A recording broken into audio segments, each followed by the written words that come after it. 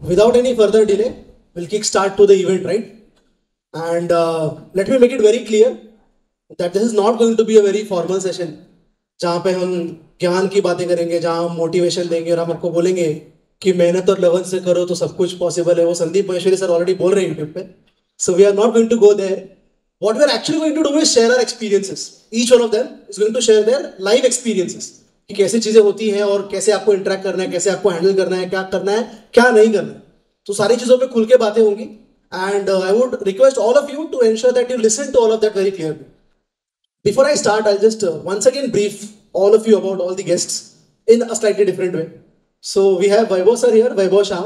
So Vaibhav Shah sir के बारे में ऑफिशियल इंट्रोडक्शन कौसुम सर ने दिया, लेकिन दूसरा एक अनऑफिशियल बोलना रहेगा. तो ही is a childhood friend of mine and he made it to IIT Kharagpur, which is one of the oldest and the largest IIT in the country.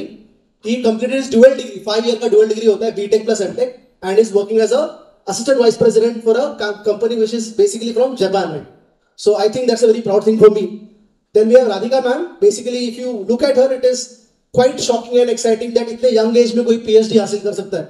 And not just that, she is a PhD. Apart from that, she is among the top 1% students of the country to have got the Inspire scholarship, if I'm not wrong, right? Then we have Ram Kumar sir. Ram Kumar sir को मैं colleague बोलूँगा because हम दोनों physics पढ़ा रहे हैं अभी Real Academy में. He is one of the I can say full-time members for Real Academy physics coaching for JEE Advanced Training. उनकी ऑल इंडिया रैंक तो आपने सुनी ही. उनके बारे में एक और एक्साइटिंग अच्छी बात बताना होगा तो आपको ये बताऊंगा. आप सबने सुपर 30 मूवी देखी होगी ऋतिक वाली.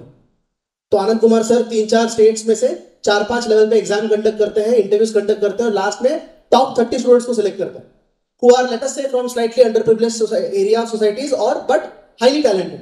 So we are really proud that we have one person who has been among the top 30 of the country. So super 30 batch के स्टूडेंट रह चुके हैं और वो आज आप लोगों से बातचीत करेंगे. And to my right, मी तिला प्रज्ञाताई बोलतो कारण लहानपणापासून प्रज्ञाताई बोलत आलोय. She is a doctor now. She is done her MBBS as well as MD. And when we used to be basically share the same school, तो हम सेम स्कूल से हैं. प्रज्ञाताईची जी छोटी बहन है प्रतीक्षाची माझी बैचमेट होती. एंड मेरा जो मेमोरी है प्रज्ञा जी को लेके बचपन से वो ये है, सॉरी डॉक्टर प्रज्ञा को लेके वो ये है कि जब मैं स्कूल में था तो she was among the top rankers of the batch in her batch. और हमारे स्कूल में ऐसा प्रोविजन था, मुझे पता नहीं याद है कि नहीं, कि टॉप रैंकर्स को ब्लू टाई मिलती थी अलग से. सो जो ब्लू टाई वाले हैं वो अलग ही स्वैग है उनका स्कूल में. तो जब से वो ब्लू टाई कॉन्सेप्ट इंट्रोड्यूस हुआ था तब से स्कूल छोड़ते तो उन्होंने वो टाई छोड़ा नहीं. And that is the proof that she is sitting here. I think we should give a huge round of applause for this panel which is highly heavy. मतलब except my weight, there are a huge amount of knowledge burden is already there on the stage, and we'll see to it, we all will see to it that all of you go highly satisfied and contented with all your questions. And since we have match again, so I'll not delay more, we'll start with the questions. Can we have the very first question? So the first question is, how do I decide while in class 10 if my instinct to go for medicine is actually going to work for me? मतलब मुझे लग रहा है कि मुझे medicine के लिए जाना चाहिए 10th में, लेकिन मुझे ये लगना सही है या गलत, ये किस बेसिस पे डिसाइड करना चाहिए? I think none other doctor Pragya can answer this better. I think instinct itself is the word and itself is the answer. You have a gut feeling, you have an instinct कि मुझे ये आएगा. Like this is my field. I like doing biology. I like doing zoology. So you should always go with your instinct, but you should also try the instinct. ऐसे नहीं होना चाहिए कि मुझे इंस्टिंक्ट है बट मतलब just keep pushing for it. कभी कभी इंस्टिंक्ट ऐसे होता है कि जनरल होता है कि मुझे ये फील्ड में जाना है, but then as an how you go ahead you will know it better, you know better yourself. इसके लिए कंसिस्टेंसी, हार्ड वर्क, फोकस वो रहना ही चाहिए. Then and then only you will reach your path. जैसे कि अगर तुम फोकस हो तो आंसर्स अपने आप आएंगे. Don't dig for it. Just do your work. Just do the studies. You'll know your answers. Which means खाली instinct से काम नहीं बनता. You have to work on your instincts. मतलब मुझे लग रहा है मैं ये बन जाऊँ, उससे मैं बनने वाला नहीं, मुझे करना पड़ेगा उसके ऊपर. Okay, fine. We'll go to the next question. It says, how different is it to be an IITian and not just an engineer from any XYZ college? Engineer बन जाना किसी भी, not demeaning any college, not demeaning any engineer. But how different is it to become an IITian and not just an engineer? I think none other than Vaibhav will be able to answer this. बहुत सारा points है. I mean, I can go on and on. Yeah, 2 घंटे का lecture मैं अकेला बोल सकता हूँ एंड मेरे को बोलना बहुत अच्छा भी लगता है, but I just give 3 or 4 points. सबसे पहले हाउ IITs आर डिफरेंट, ठीक है? तो जो एकेडमिक एक्सपोजर मिलता है एंड इंफ्रास्ट्रक्चरल फैसिलिटीज जो है, तो I give you an example, ठीक है? IITs में जो प्रोफेसर होता है ना, they are not only very good teachers but they are industry leaders in external consultancy. तो बहुत सारे रिसर्च पेपर्स जो बहुत ग्राउंड ब्रेकिंग वर्क होता है इंडिया में, ठीक है, उसके पीछे IIT प्रोफेसर्स का हाथ होता है। फॉर एग्जाम्पल अभी दिल्ली में बहुत पोल्यूशन बढ़ गया है, क्या करेंगे? क्लाउड सीडिंग करेंगे। कहाँ से आया? IIT दिल्ली के प्रोफेसर्स, IIT कानपुर के professors, they work on that, right? तो गवर्नमेंट अप्रोचेस IIT के प्रोफेसर्स, भैया ये प्रॉब्लम है, क्या करें? ठीक है, you know there are proper industry leaders who approach IIT professors कि अरे अब ये प्रॉब्लम है, क्या करें? So you would be learning from some of the best professors in the country. Second thing, infrastructure. तो जैसे सचिन ने बताया कि IIT खड़गपुर बहुत बड़ा है। कितना बड़ा है? 2200 acres, ठीक है? That is massive. मतलब मैं 5 साल रहा, मैंने पूरा कवर नहीं किया, इट्स पॉसिबल ही नहीं। मतलब 2200 एकड़ कैसे कवर करूं? मेरा खुद का डिपार्टमेंट एग्रीकल्चरल इंजीनियरिंग 300 एकर्स, ठीक है? यहाँ पे बाकी कॉलेजेस होते हैं 5 एकड़ max, right? So the kind of facilities that you get it at IIT Kharagpur का library, I just take an example of Kharagpur, one of the biggest and finest technical libraries in the entire Asia, ठीक है? छोटी बात नहीं है कि Asia का सबसे बेस्ट लाइब्रेरी एक ऐसे इंस्टीट्यूट ने बना के रखा है फॉर स्टूडेंट्स, फ्री है, कभी भी जाओ, 24 घंटा खुला रहता है। IIT कानपुर में there is an air strip, ठीक है? जो एरोस्पेस इंजीनियर्स होते हैं ना, बेसिकली एरोप्लेन्स का डायनामिक्स वगैरह पढ़ाते हैं एरोस्पेस इंजीनियर्स, तो उनको पढ़ाने के लिए they have created like an air strip जहां पे एक्चुअल एरोप्लेन्स पे काम करते हैं वो लोग, right? Do you expect any other college to give that kind of an exposure to anywhere else? नहीं होता, ठीक है? So that is very like a key quality, की डिफरेंशिएटिंग फैक्टर। अच्छा, दूसरा क्या? IIT का टैग, ठीक है? सी आई मीन मैं यहाँ पे बैठा हूँ, आप लोग कितना मस्त सुन रहे हैं, मेरे को मजा आ रहा है। मेरे को I am not a great speaker, ठीक है? I might not be a great speaker, but आप लोग मेरे को ऐसा सुन रहे हो कि हाँ क्या बोल रहा है, क्या बोल रहा है। Why? Because I have a tag, right? तो immense respect when you go out with an IIT tag, that gives you so much respect everywhere. लोगों का आपको देखने का नजरिया थोड़ा सा बदल जाता है, थोड़ी एक ज्यादा अच्छा लगता है। प्लेसमेंट्स, ओ माय, आज अपन इंजीनियरिंग करते हैं, ठीक है? What happens after that is आपको जॉब्स के लिए जाना पड़ता है कि अरे देखो मैंने इतना अच्छा इंजीनियरिंग किया, we got, I got top ranks, I was top of my class, please मेरे को जॉब दे दो, ठीक है? Whereas IITs में क्या होगा कि the companies would line up for you, ठीक है? कंपनीज आते हैं कि भाई मेरे को यहां से बच्चे चाहिए, यहां से बच्चे चाहिए, मेरे को 2 बच्चे, ठीक है? कंपनीज लिटरली फाइट व्हेन, मतलब I have been working at Nomura, उसके पहले I work at Credit Suisse which was a Swiss investment bank, Switzerland based investment bank. हम लोग जब रिक्रूटमेंट के लिए जाते थे, हम लोग फाइट करते थे कि यार मेरे को डे 1 का स्लॉट चाहिए, 1 दिसंबर का स्लॉट चाहिए, क्योंकि अगर मैं डे 2 में गया तो कुछ बच्चे अच्छे वाले निकल जाएंगे। So that never happens at any other college, right? Your पे पैकेजेस, राइट? काम क्यों करता है इंसान कि भाई पैसा मिले, अच्छा, बहुत very very Frank, right? I am being very crude, पैसा चाहिए अपने को, right? IIT have a system, IITs in general have a system कि below a certain pay if you are offering, वो कंपनीज को आने ही नहीं देंगे कैंपस में। So if you are an IITian, ठीक है, you are guaranteed a minimum pay. तो मेरे टाइम पे वो कुछ 8-9 लाख का बेसिक था, उससे कम किसी को नहीं मिलेगा, and the upper limit is like cross, वो न्यूज़पेपर में आता है, ठीक है ना, कि हाँ भाई IITian था, इसने 1 करोड़ का पैकेज लिया, 1.5 करोड़ का लिया, कुछ कुछ ऐसे लिया, right? So these are few of the things, like on face value जो IITs को बाकी सारी चीजों से अलग करती है। Makes a lot of sense. Lot of sense. मतलब हम सबके सामने डॉलर कैसे पैसे नहीं, apart from just the money, he I guess mentioned a lot of insights, lot of aspects which you should think upon. Or just to relate to Vaibhav, I'll tell you, last 3 years we have been trying to go to IITs and NITs for placements. हम लोग जा रहे हैं IITs और NITs के लिए engineers place करने के लिए. तो जो रिक्रूटमेंट का बंदा होता है उसको जब मैं बोलता हूँ भाई मुझे टीचर्स रिक्रूट करने हैं, डाउट सॉल्विंग के लिए पैनल रिक्रूट करना है, मेंटर्स रिक्रूट करने हैं मेरे को IIT NIT से, तो मुझे वहाँ सामने वाला सवाल पूछता है कि आप कितना दोगे और कम से कम कितने बच्चे लोगे.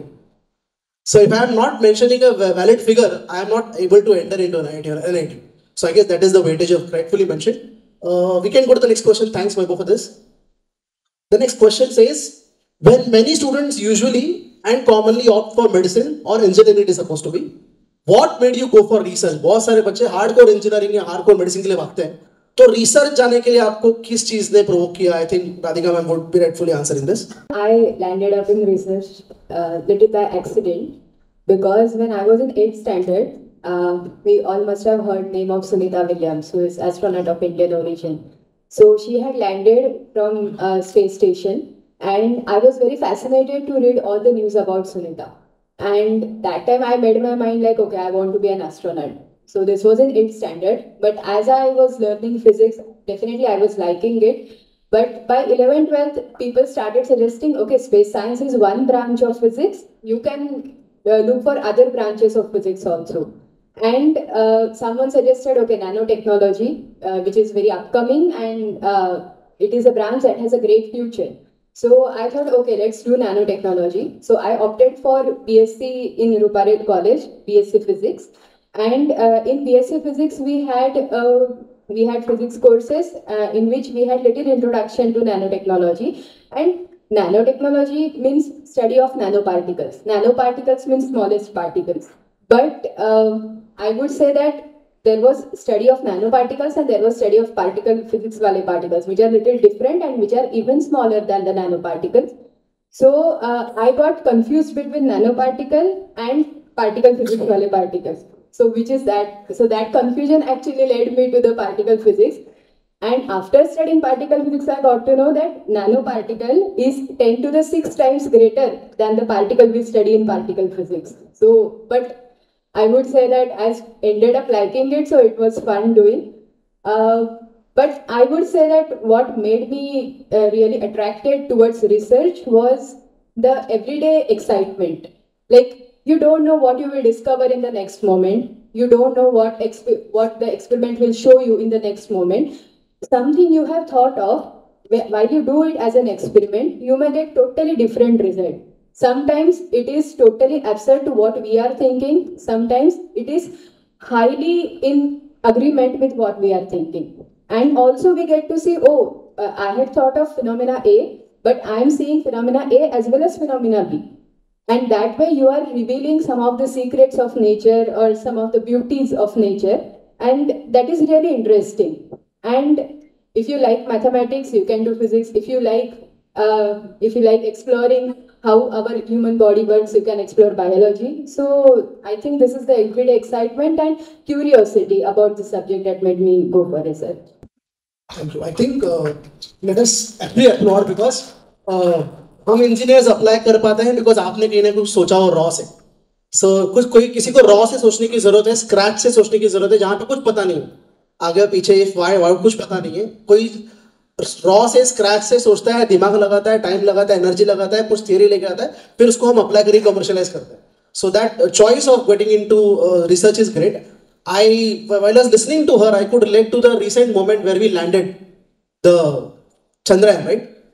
I could not just feel myself, but see the excitement in parents, in grandparents, in children. सगळे त्या टीव्ही समोर बघतात, काय कळतंय काय नाही कळतंय, बघ सगळे बघत गेलं बाजूला.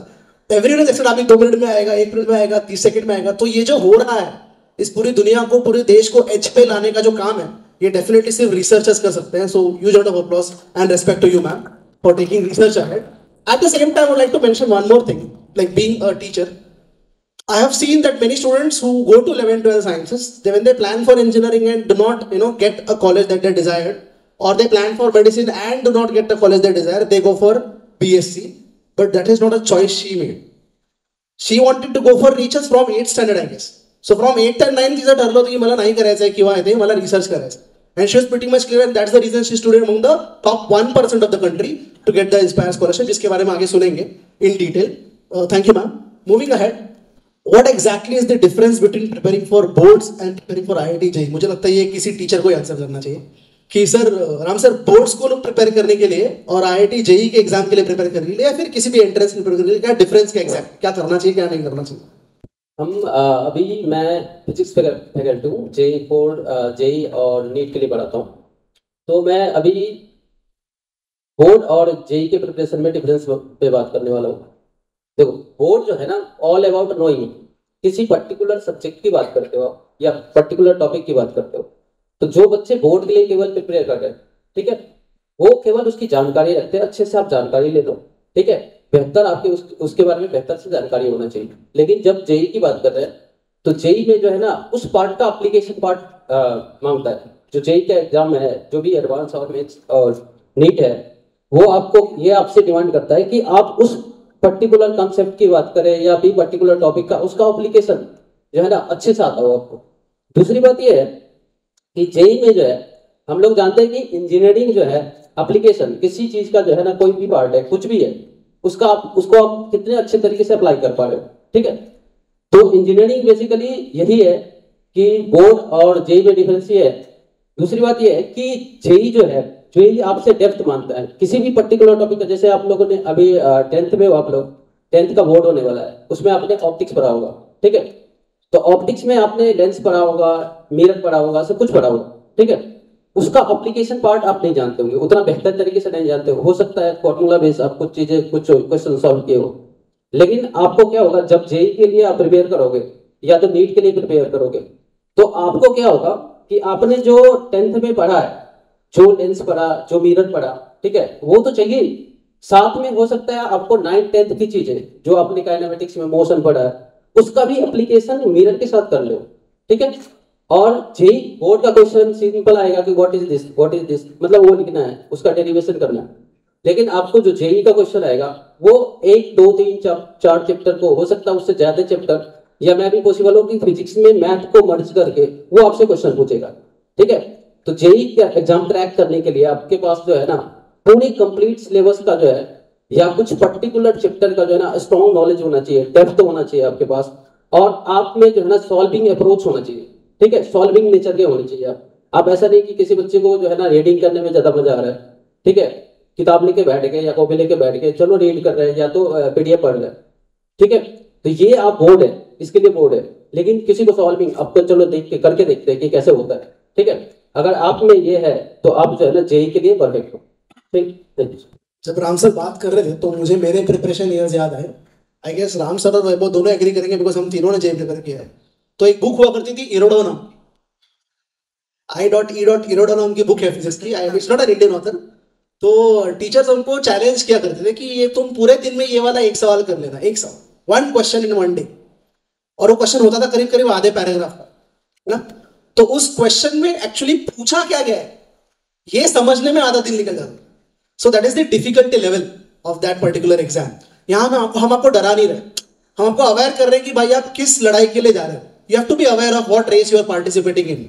हाँ, just because see I will be very frank and blunt here, just because मैं स्कूल में बचपन से रैंक कर रहा हूँ, जस्ट बिकॉज मेरी नेबर वाली आंटी और मेरी मामी चाचियां मेरा एग्जाम्पल अपने बच्चों को देती है, इसलिए मैं IITian बन जाऊंगा, ऐसा नहीं है. या फिर इसलिए मेरा MBBS क्रैक हो जाएगा, ऐसा नहीं है. Get something different, you have to put in a lot of different aspects. So that is what Ram sir was trying to pitch in here. I guess अभी तक का जो सेशन है you're all understanding and enjoying. Is that a yes? पक्का? Okay, we'll proceed. हाँ, वैभव sir will add. एक real life example देता हूँ. ये मैं जब 10th स्टैंडर्ड में था ना, तो आई हैड 2 फ्रेंड्स जो ऑल इंडिया पूरे महाराष्ट्र में 10th के टॉपर्स थे. Like Maharashtra rank 1 and rank 2, ठीक है. डोंबिवली के SV जोशी स्कूल के थे, राइट. दे वर एक्सेप्शनल. बहुत, मतलब महाराष्ट्र में 1st 2nd रैंक लाना बहुत आसान बात नहीं है, राइट. बट जेई बहुत अलग ही चिड़िया का नाम है. ये आप इस बात से समझ सकते हो कि उनको भी वो बहुत मुश्किल लगता था एंड दे ड्रॉप्ड आउट कि भाई ये नहीं हो रहा है हमसे, we can not do that. ठीक है ना, हमने महाराष्ट्र टॉप कर लिया, ठीक है, वो बंदा अभी यूएस में किसी कंपनी में मशीन लर्निंग कर रहा है, डेटा साइंस कर रहा है और बहुत अच्छी जॉब कर, ठीक है, तो यूएस वो सब क्रैक कर लिया उसने, बट जेई नहीं हुआ।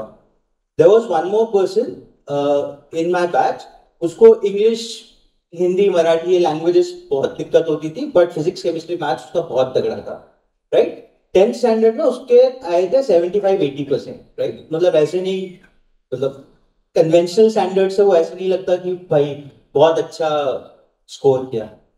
वो बंदे से जेई क्रैक हो गया, आईआईटी बॉम्बे में इंजीनियरिंग फिजिक्स किया उसने।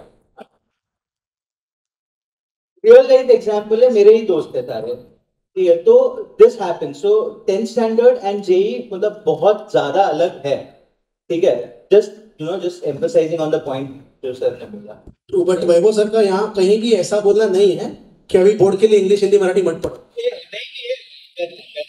ठीक है, बोर्ड एग्जाम आपका बाकी है अभी, सब पढ़ो, उसके बाद की बातें चल रही है।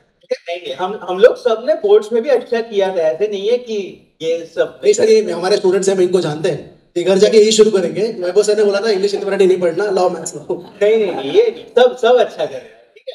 सो अप टू बोर्ड्स आपका फोकस बोर्ड्स ही है, reminding again, up to boards आपका फोकस बोर्ड्स ही है, आपका फोकस 98-99% है, उसके बाद की बातें चल रही है। So please have that understanding, right? Thank you sir. Yeah, sure. We'll go to the next question. How important is it to get a merit-based government medical college seat, and what is wrong with private colleges? Pratna Bhai, put some light on this. मुझे ऐसा लगता है कि government, like sir said, कि IIT में और बाकी engineer में क्या फ़र्क है, you know, on the same ground, कि एक गवर्नमेंट हॉस्पिटल में अगर कोई है जो डॉक्टर बन रहा है और जो प्राइवेट में बन रहा है, उनमें वो मेजर फ़र्क है कि the students you are with is very different. तुम्हारे तुमने जैसे मार्क्स लिए हैं उस हिसाब से वो बच्चे रहेंगे, your colleagues, your future colleague doctors also, like I am talking about medical, government medical colleges, because I was in KM hospital, so the friends that I have now for my whole life are someone from KM hospital. Okay, that does not mean someone from outside, जैसे महाराष्ट्र के periphery में भी अगर कोई MBBS करता है, first you should understand that you are an MBBS doctor, कोई भी हो, मतलब प्राइवेट हो, गवर्नमेंट हो, so your degree itself is your power, but how much efforts you want to put or what kind of quality you want to give to yourself in the life in future will depend how much hard work you're doing, how much true you are to your feelings, your education, कितने serious हो तुम अपने पढ़ाई को लेके। तो ये सब attitude will definitely land you with somewhere like government hospital, या फिर तुम private में भी अगर if you want to go, तो that will be like at least don't go for donation is what I mean. You should go on your merit. You should trust your instincts. You should trust the hard work that you're doing. Next, other बहुत बड़ा फर्क है कि financial, see private colleges का fees और government का fees जमीन आसमान का फर्क है। तो we should have a check of our family background, कि how much we can take stress in our future. अगर समझो मैं प्राइवेट से डॉक्टर हो गई थी, and when I passed, I had loan of 50 lakhs on my head. So how will I serve selflessly? What will be first in my head when I start earning? I have 50 lakhs loan. I have to first clear that. And then I will go and do some work for the poor people, or the feeling that we go with in the medical, कि हमें कुछ help करना है, poor को help करना है. You know, that the basic instinct जो रहता है. लेकिन एक्चुअली अगर मैं लोन लूँ तो what I think, no I have to first clear my loan, I don't want to have this burden on my parents, so that 50 lakhs or maybe more than this will be very huge amount for an average, above average middle class family. Okay, that's why that is the major difference. Plus, what I believe is you should not take easy step, take harder step. You should always prepare for the hardest thing. Government seats are tough to crack, so always go for it. Never have a ऐसे नहीं ठीक है चलेगा मुझको ये थोड़ा कम काम, थोड़ा कम पैसा भर के मुझे इधर मिलता है, ऐसे नहीं। You should always aim higher. I want the topmost. Like, ऐसे believe करना है कि I am the top person. I am the one who is going to crack. I am the one who is going to be the first person to take the my preferred college. No, you should believe yourself. Believe, strong will are most important thing which I was hooked on for my whole life. Because medical is not easy. Even when you enter, that's like 10 years ahead after you become specialty. So the day you take admission into a medical college, you should first believe, you should trust yourself कि मैं अभी doctor तो बनने वाला हूँ, but what quality of doctor I want to become is more important. And वो मुझे लगता है कि गवर्नमेंट में क्या है कि everyone has come with a journey like you have become from normal middle class family. They have also hard worked. They have also not slept for long. Festival attend नहीं करे हैं. So what happens is कि जो private में रहेगा, maybe they are at relax. Their family background is way better. लेकिन which was not the case with me. I was always someone who wanted to do hard work, and something which I wanted to do as higher. जो अगर समझो कि best है ना, तो best में ही जाने का एम करते हैं. And that is how our approach should be. आगे का कैसे रहता है, what quality of doctor you going to become, what quality of friends you are going to have is still a farther question. So that is the major difference. But I would tell you, even if you become from private, it's not an issue unless and until you have no financial problems. Just to put some light on the finance, since Gayatri is present here. Gayatri, आपका annual fees क्या है? 1 lakh. Annual fees 1 lakh है इसका MBBS का. 5.5 साल में इसका MBBS खत्म होगा, तो 5.5 पकड़ लो. स्टेशनरी पकड़ के 6 पकड़ लो. 6, 6.5, 7 लाख के अंदर उसका MBBS खत्म हो जाएगा. And just to give you another insight, private में MBBS का एवरेज डोनेशन आज के रेट में 1 to 1.5 CR चल रहा है. 1 से 1.5 करोड़ का फीस और डोनेशन कंबाइंड पैकेज है. ऑफ कोर्स बहुत अच्छा फैसिलिटी इंफ्रास्ट्रक्चर मिलता है, लेकिन at the same time 7 lakh के अंदर वो डॉक्टर बनेगी, वो भी ऐसे बच्चों के साथ जिन्होंने गवर्नमेंट सीट हासिल की है, मतलब सारे टॉपर्स हैं. सिर्फ I'll become a great doctor if I am in the journey with good doctors, right? So that's a huge difference that Pradna ma'am mentioned, and I think you all should give a thought to it. Okay, so I guess you are all very clear now कि NEET अगर जाना है भाई तो government से जाना है, private से नहीं जाना है. और अगर गवर्नमेंट से भी जाना है तो टॉप कॉलेज में जाना है. और एक बात मैम ने मेंशन की कि आप पेरीफेरी में भी अगर जाते हो, म्हणजे हा हट्ट सोडा की मला मुंबईतच पाहिजे गव्हर्नमेंट. तुम्हाला गव्हर्नमेंट जर नाशिक जळगाव जरी मिळालं, it is still better than private in Mumbai, right? Because it's after all a government college, you're learning from the experts, and the practical exposure that you get of patients is next level that you get in government, if I'm not wrong, right? We'll move on to the next question.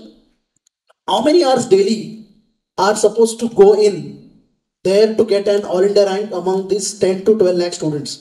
So when Vaibhav and myself appeared, we had like 4 lakh participants, 5 lakh students. but आज के date में 12 लाख बच्चे JEE देते हैं, और उसमें अगर all India rank चाहिए वैभव सर, तो कितना घंटा पढ़ाई करना चाहिए आप बता दो. मतलब ऐसा फॉर्मूला कोई सिखाया नहीं है कि इतना घंटा पढ़ने से आ जाएगा, right? So I tell you my method, because ये सबका अलग अलग हो सकता है, but for me the key thing was कि आप कितना कंसिस्टेंटली कर सकते हो, राइट?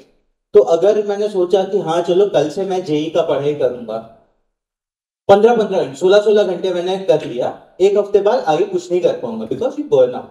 ठीक है ना, एक हद होता है, एक लिमिट होता है, right? So my method was okay, I know कि इतना सिलेबस है, राइट?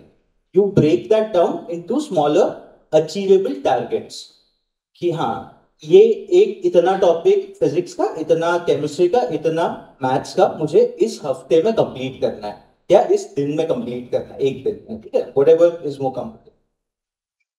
उसके बाद try achieving those smaller targets. बहुत ज्यादा बड़ा भी नहीं लगेगा कि अरे भाई इतना सब कुछ करना है, छोटा सा ये कंप्लीट करना है, ठीक है ना? If you are able to do that, and if you are able to do that continuously, रोज, हर हफ्ते, हर महीने मेरा टारगेट अचीव हो रहा है, ठीक है, उसके बाद मैं हर टॉपिक का 2, 3, 4, 5 बार रिविजन कर पा रहा हूँ, ठीक है, मैं बहुत बहुत बहुत सारा प्रैक्टिस कर पा रहा हूँ, because practice is very essential. IIT का ये कहा जाता है, एंड यहाँ टीचर्स है वो they might be able to validate that, कि आज तक एक क्वेश्चन रिपीट नहीं हुआ है वो लोग। Like if they create a question paper, तो ये नहीं कि हाँ यार ये 5 साल पहले ये क्वेश्चन पूछा था, चलो आज अब वापस यही पूछ देते हैं, नंबर्स चेंज करके वापस यही पूछ देते हैं। Never that happens, right? So आप जितना ज्यादा प्रैक्टिस करोगे, आप जितना ज्यादा कंसिस्टेंटली वो चीज लाओगे, that is very important. Secondly मैंने बोला टारगेट सेट करो। तो टारगेट ये नहीं होना चाहिए कि हाँ चलो आज मैंने आधा पेज पढ़ लिया, that's not a realistic target. Target वो होना चाहिए जो चैलेंजिंग हो, ठीक है? You start slow. मैंने जब शुरू किया था, आई यूज टू मैनेज, मैं कॉलेज जाता 11th 12th I used to go to Ruia junior college में। तो कॉलेज जाना होता था, कंपलसरी था हमारे लिए, ऐसे घर बैठ के नहीं होता था। तो वो सब मैनेज करना, फिर कोचिंग अटेंड करना, सब कुछ मिला मिला के I used to get some time. फिर वीकेंड्स बैठ के I used to put in some more time. Start करोगे 4-5 घंटे से, टुवर्ड्स द एंड वो आराम से पता भी नहीं चलेगा 10-12 घंटे 15 घंटे तुम पढ़ रहे हो, and you would start enjoying that, ठीक है? I also give you an example. मेरे घर पे ना, I used to live in a very small house. तो एक दीवार थी, ऐसा 5-10 साल से कलर हुआ नहीं था, और मेरे को ऐसा पेन पेपर लेके नोटबुक में क्वेश्चन सॉल्व करना बहुत मजा नहीं आता था। अरे इतने सारे स्टेप से कौन बार बार पढ़ना पड़ता है? तो I took a chalk and I started writing on the walls कि अरे अब ये क्वेश्चन है, फिर कहीं अटक गया, ऐसे ही पढ़ा है।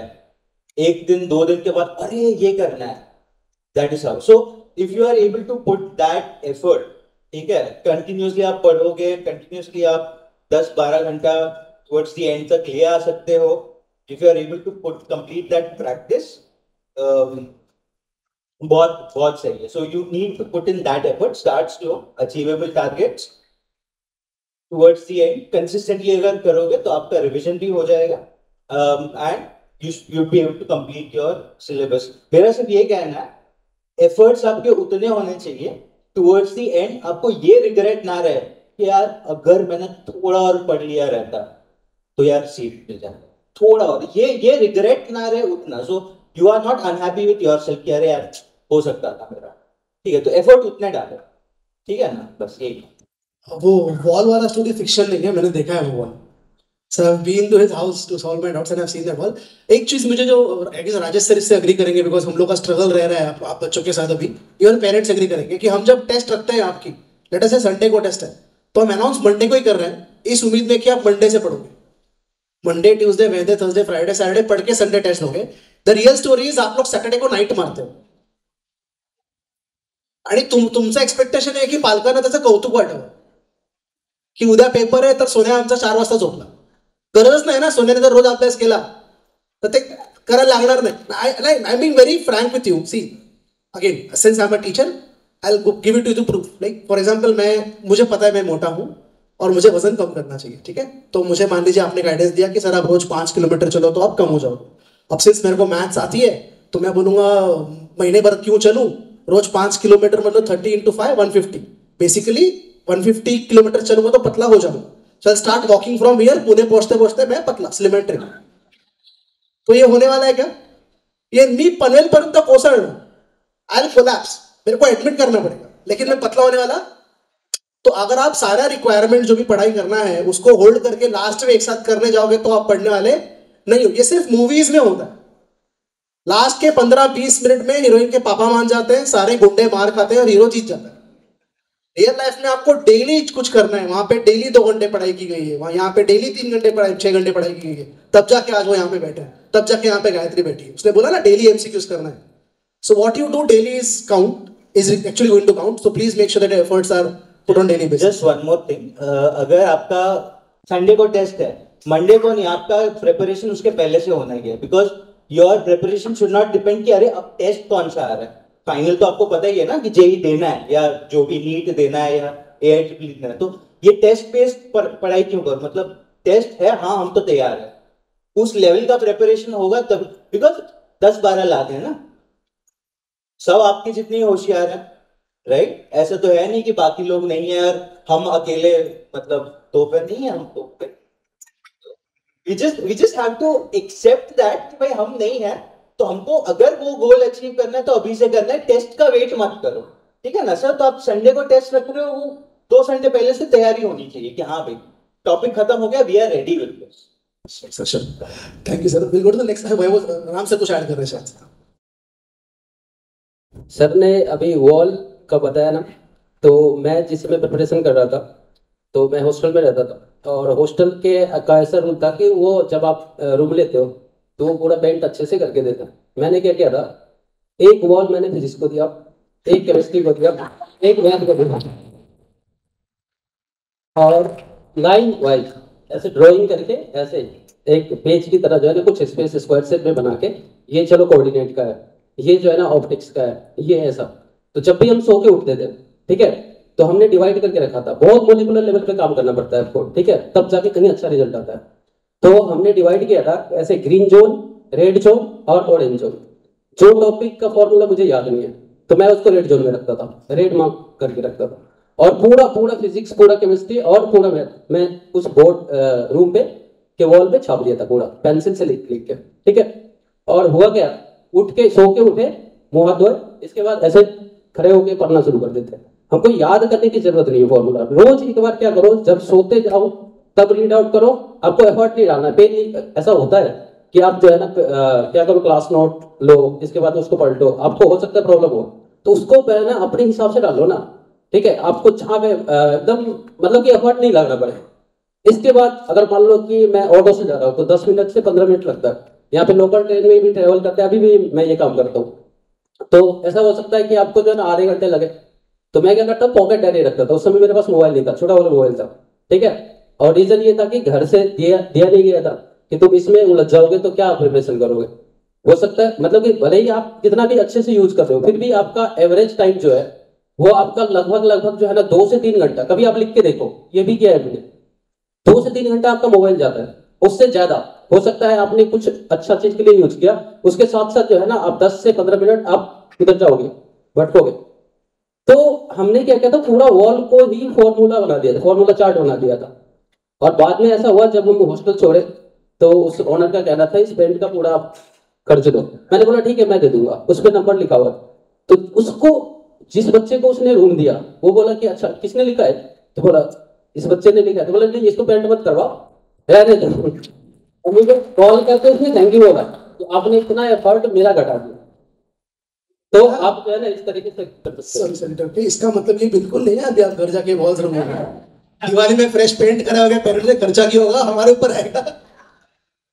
आया इवन गायत्री हाउस, जब मैं गायत्री घर गया था उसको मिलने को रिजल्ट के बाद, सो फर्स्ट टाइम हम घर गए थे शायद से, तो उसके घर पे एक वॉल पूरा कबर्ड होता है ना, वॉल पूरा कबर्ड, तो पूरे कबर्ड के ऑफ कोर्स कबर्ड के अंदर कपड़े हैं, लेकिन कबर्ड के टॉप से लेके कॉर्नर तक there are small chits of reminders and short notes and cue cards for her to prepare for NEET. वो फोटो मेरे पास अभी भी है, तो मैं राजेश सर को शेयर कर दूंगा, जिसको भी चाहिए होगा आप मांग लेना, सर के पास भी है। सो ये जो बोल रहे हैं ना, दिस ऑल रियलिटी है, ये सब किया हुआ है, अभी भी नहीं बोल रहे। सर 2 चीज है, अभी आईआईटी में जाना है तो दीवार तो गंदी करनी पड़ेगी, ये तो क्लियर। एंड पेरेंट्स को कोई प्रॉब्लम नहीं होगा, अगर बच्चा पहुंच रहा है नीट जेई क्लियर कर, प्रॉब्लम नहीं है ना किसी को करो भाई करो गंदा। What is the exact pathway after 12th science to go for hardcore research? Okay, the PhD करना है मुझे, मैंने ठान रखा है, तो मुझे 12th के बाद क्या करना चाहिए? What exams? What is the process? So, as we all are preparing for JEE Mains and Advanced, that is one of the standard pathways to get into research. So, I would say there are roughly 3 ways through which you can get to research. One is integrated BSMS program, one is BTech engineering program, and third is BSc, MSc and PhD. So, BSMS program, that is Bachelor of Science, Master of Science, which is integrated program, and some of the institutes you might have heard of like ICERS, IISc, they offer this program. There is also, I would say about physics, so there is one physics engineering, BTech physics engineering program at IIT Bombay and IIT Madras. So maybe for bio also there might be similar one. And also there is BSc, MSc and PhD. So BSc is available in most of the colleges, then you can do masters and then you can go for PhD. So for all these programs, main exam is JEE Mains and JEE Advanced. So most of these institutes, they take into consideration JEE Advanced rank. And some of the institutes, they have their own exams. There are also institutes like NISER, which is also one of the top institutes. Then in Mumbai, there is one institute called as CBS, Center for Excellence in Basic Science, which is situated in the Mumbai University campus. They have their own entrance.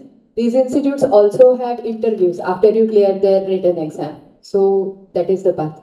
Okay, so we can rightfully suggest कि one you prepare for mains and advance, Yes. but at the same time you keep checking for institutes which have their own exams. Yes. Because her organization का हर institute का शायद खुद के exams भी हैं, because there are a lot of real time changes happening. For example, there used to be a KVPY exam that got scrapped. पहले किशोर वैज्ञानिक प्रोत्साहन योजना एग्जाम होती थी, वो स्क्रैप हो गई है, वो नहीं होती, अब सिर्फ इंस्पायर स्कॉलरशिप अवेलेबल है. So, of course, prepare for JEE mains and advance if you want to go for research from ICERs and IISCs. But at the same time, individual institute के वेबसाइट पे जाके आपको check करना पड़ेगा कि ये लोग कोई सेपरेट एंट्रेंस ले रहे हैं कि नहीं, और अगर ले रहे हैं तो उसका सिलेबस क्या है, पैटर्न क्या है. And try to search for these entrances in December, January, because most of them have exams in May or June. So you should not miss the deadline for application. Okay, so that is how you basically go ahead with research programs. What is the exact process for getting into IITs for BTech? मैं 10th का हूँ sir और मुझे BTech करना है IIT से. पूरी process क्या है टेक्निकली? देखो आप तो अभी तो आप 10th में हो, ठीक है, तो 10th का बोर्ड अच्छे से दो, क्लियर करो, ठीक है. इसके बाद 10th के बाद आपके पास जो है ना 3 ऑप्शन है. एक तो कॉमर्स का है, आर्ट का है और साइंस का है. साइंस में भी 2 पार्ट आ जाता है आपका, एक तो बायोलॉजी और एक मैथ. तो आपको जो है ना जेई के लिए जो प्रिपेयर करना है तो आपको मैथ लेना पड़ेगा, ठीक है. कितने बच्चे कुछ बच्चे ऐसे भी करते हैं जो मैथ और ऑप्शनल में बायो भी रखते हैं, ठीक है.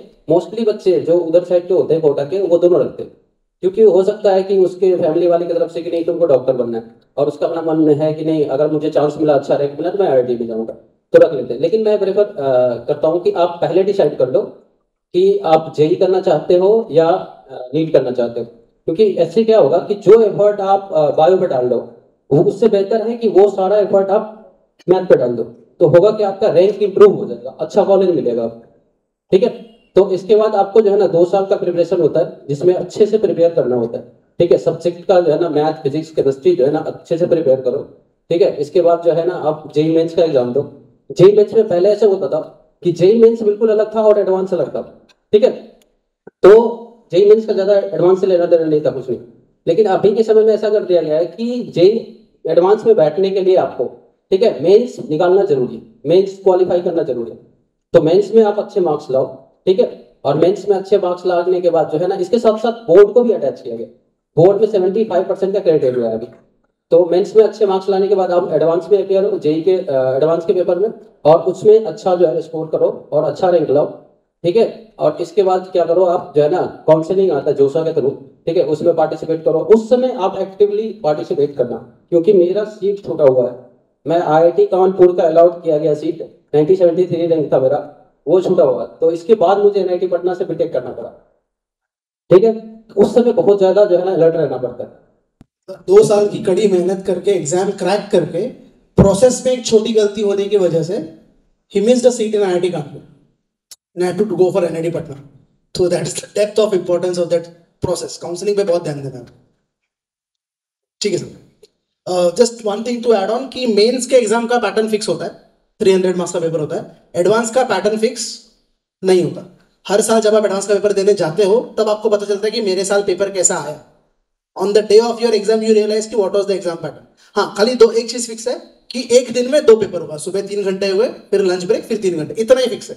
पहले पेपर में PCM, सेकंड में PCM, बट कितने मार्क्स का है, कौन से क्वेश्चन टाइप आए हैं, नेगेटिव कहाँ है कहाँ नहीं, ये सब आपको आपके पेपर के दिन ही पता चलता है. So it is one important insight.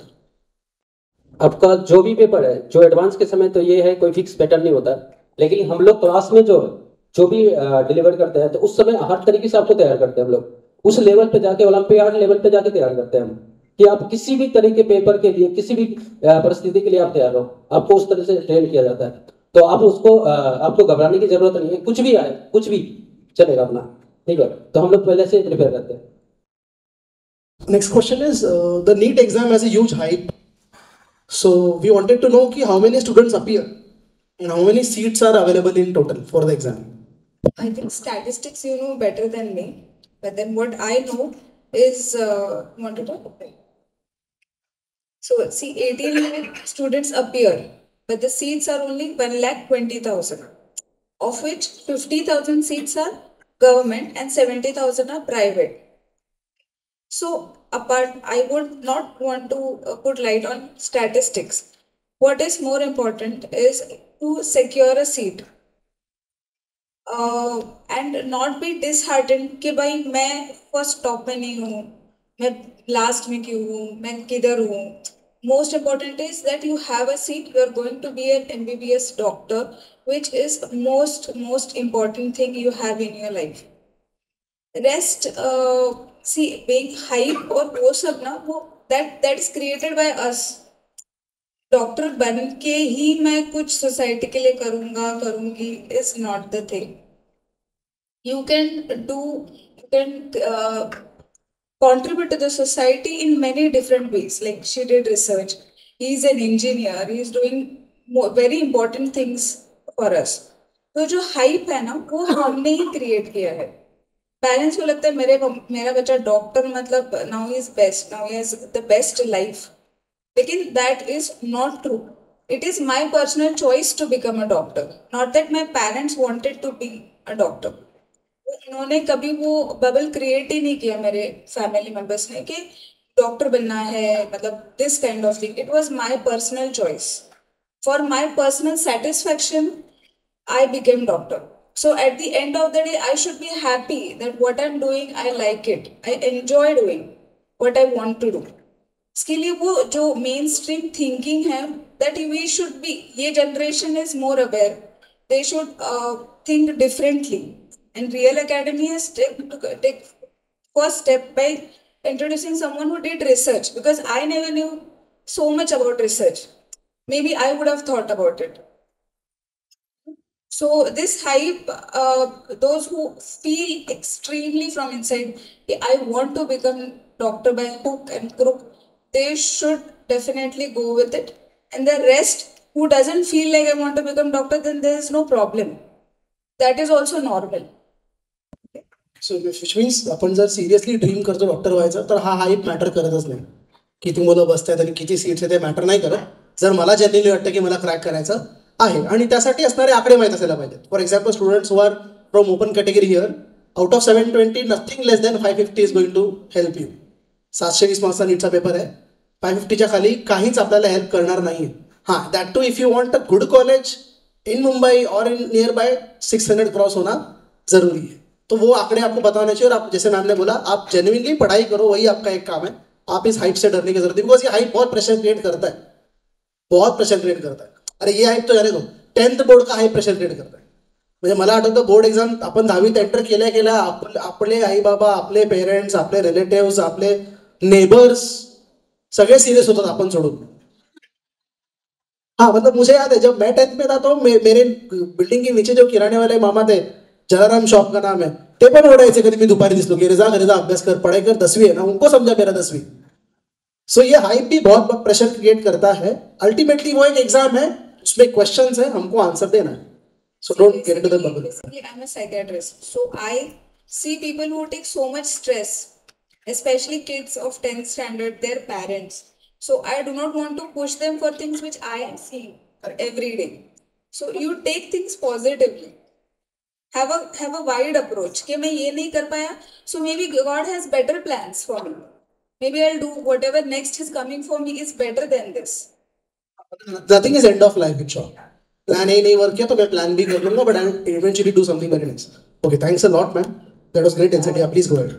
I would like to add here one thing, like particularly now since research field is very new to everyone, so people usually think that okay, you want to opt for research, you want to go for BSc, it's okay, but you have to give CET or you have to give JEE Mains. The hype that you are talking about, such hype creates this emotion in parents' mind as well as in minds of the vicinity, because people say that okay, this is the standard way, so you have to follow. Like when I was in 12th, I was very sure that I want to do BSc because I knew that I want to go for research. And in BSc only we study pure physics, not in engineering we study pure physics. So I was very chilled after my 12th exam. However, people around me, they were like, you are not preparing for CET. What is wrong with you? So I think, as she mentioned correctly, what matters is your instinct and try to be open to all branches. What clicks you, that you will come to know eventually. Don't decide that okay, I am thinking of engineering, so I want to do as it. Thanks lot, that's lot of clarity. मतलब मुझे ऐसा लग रहा है कि ये session के बाद मुझे भी बहुत क्लैरिटी मिला है क्या करना है और क्या नहीं करना. Kind slightly late. Anyways, moving forward. So we know the preparation is difficult, but if you were to give a couple of do's and don'ts during preparation, what would you suggest, Vaibhav sir, for IIT JEE preparation particularly? तो IIT में जैसे sir ने भी बताया कि बहुत मेहनत लगती है, बहुत कम सीट है. One thing that does not होगा, हमने पहले भी बात की कि यार 10th स्टैंडर्ड में जो लोग अच्छा करते नहीं कर पाते शायद IIT में. वन की डिफरेंस और वन की point that I think is important, आपके कॉन्सेप्ट्स जो है ना, बेसिक लेवल के कॉन्सेप्ट्स, वो बहुत क्लियर होने चाहिए. ठीक है, बिकॉज क्वेश्चंस रिपीट होने वाले नहीं है, राइट? सो आप क्वेश्चंस रट के या फिर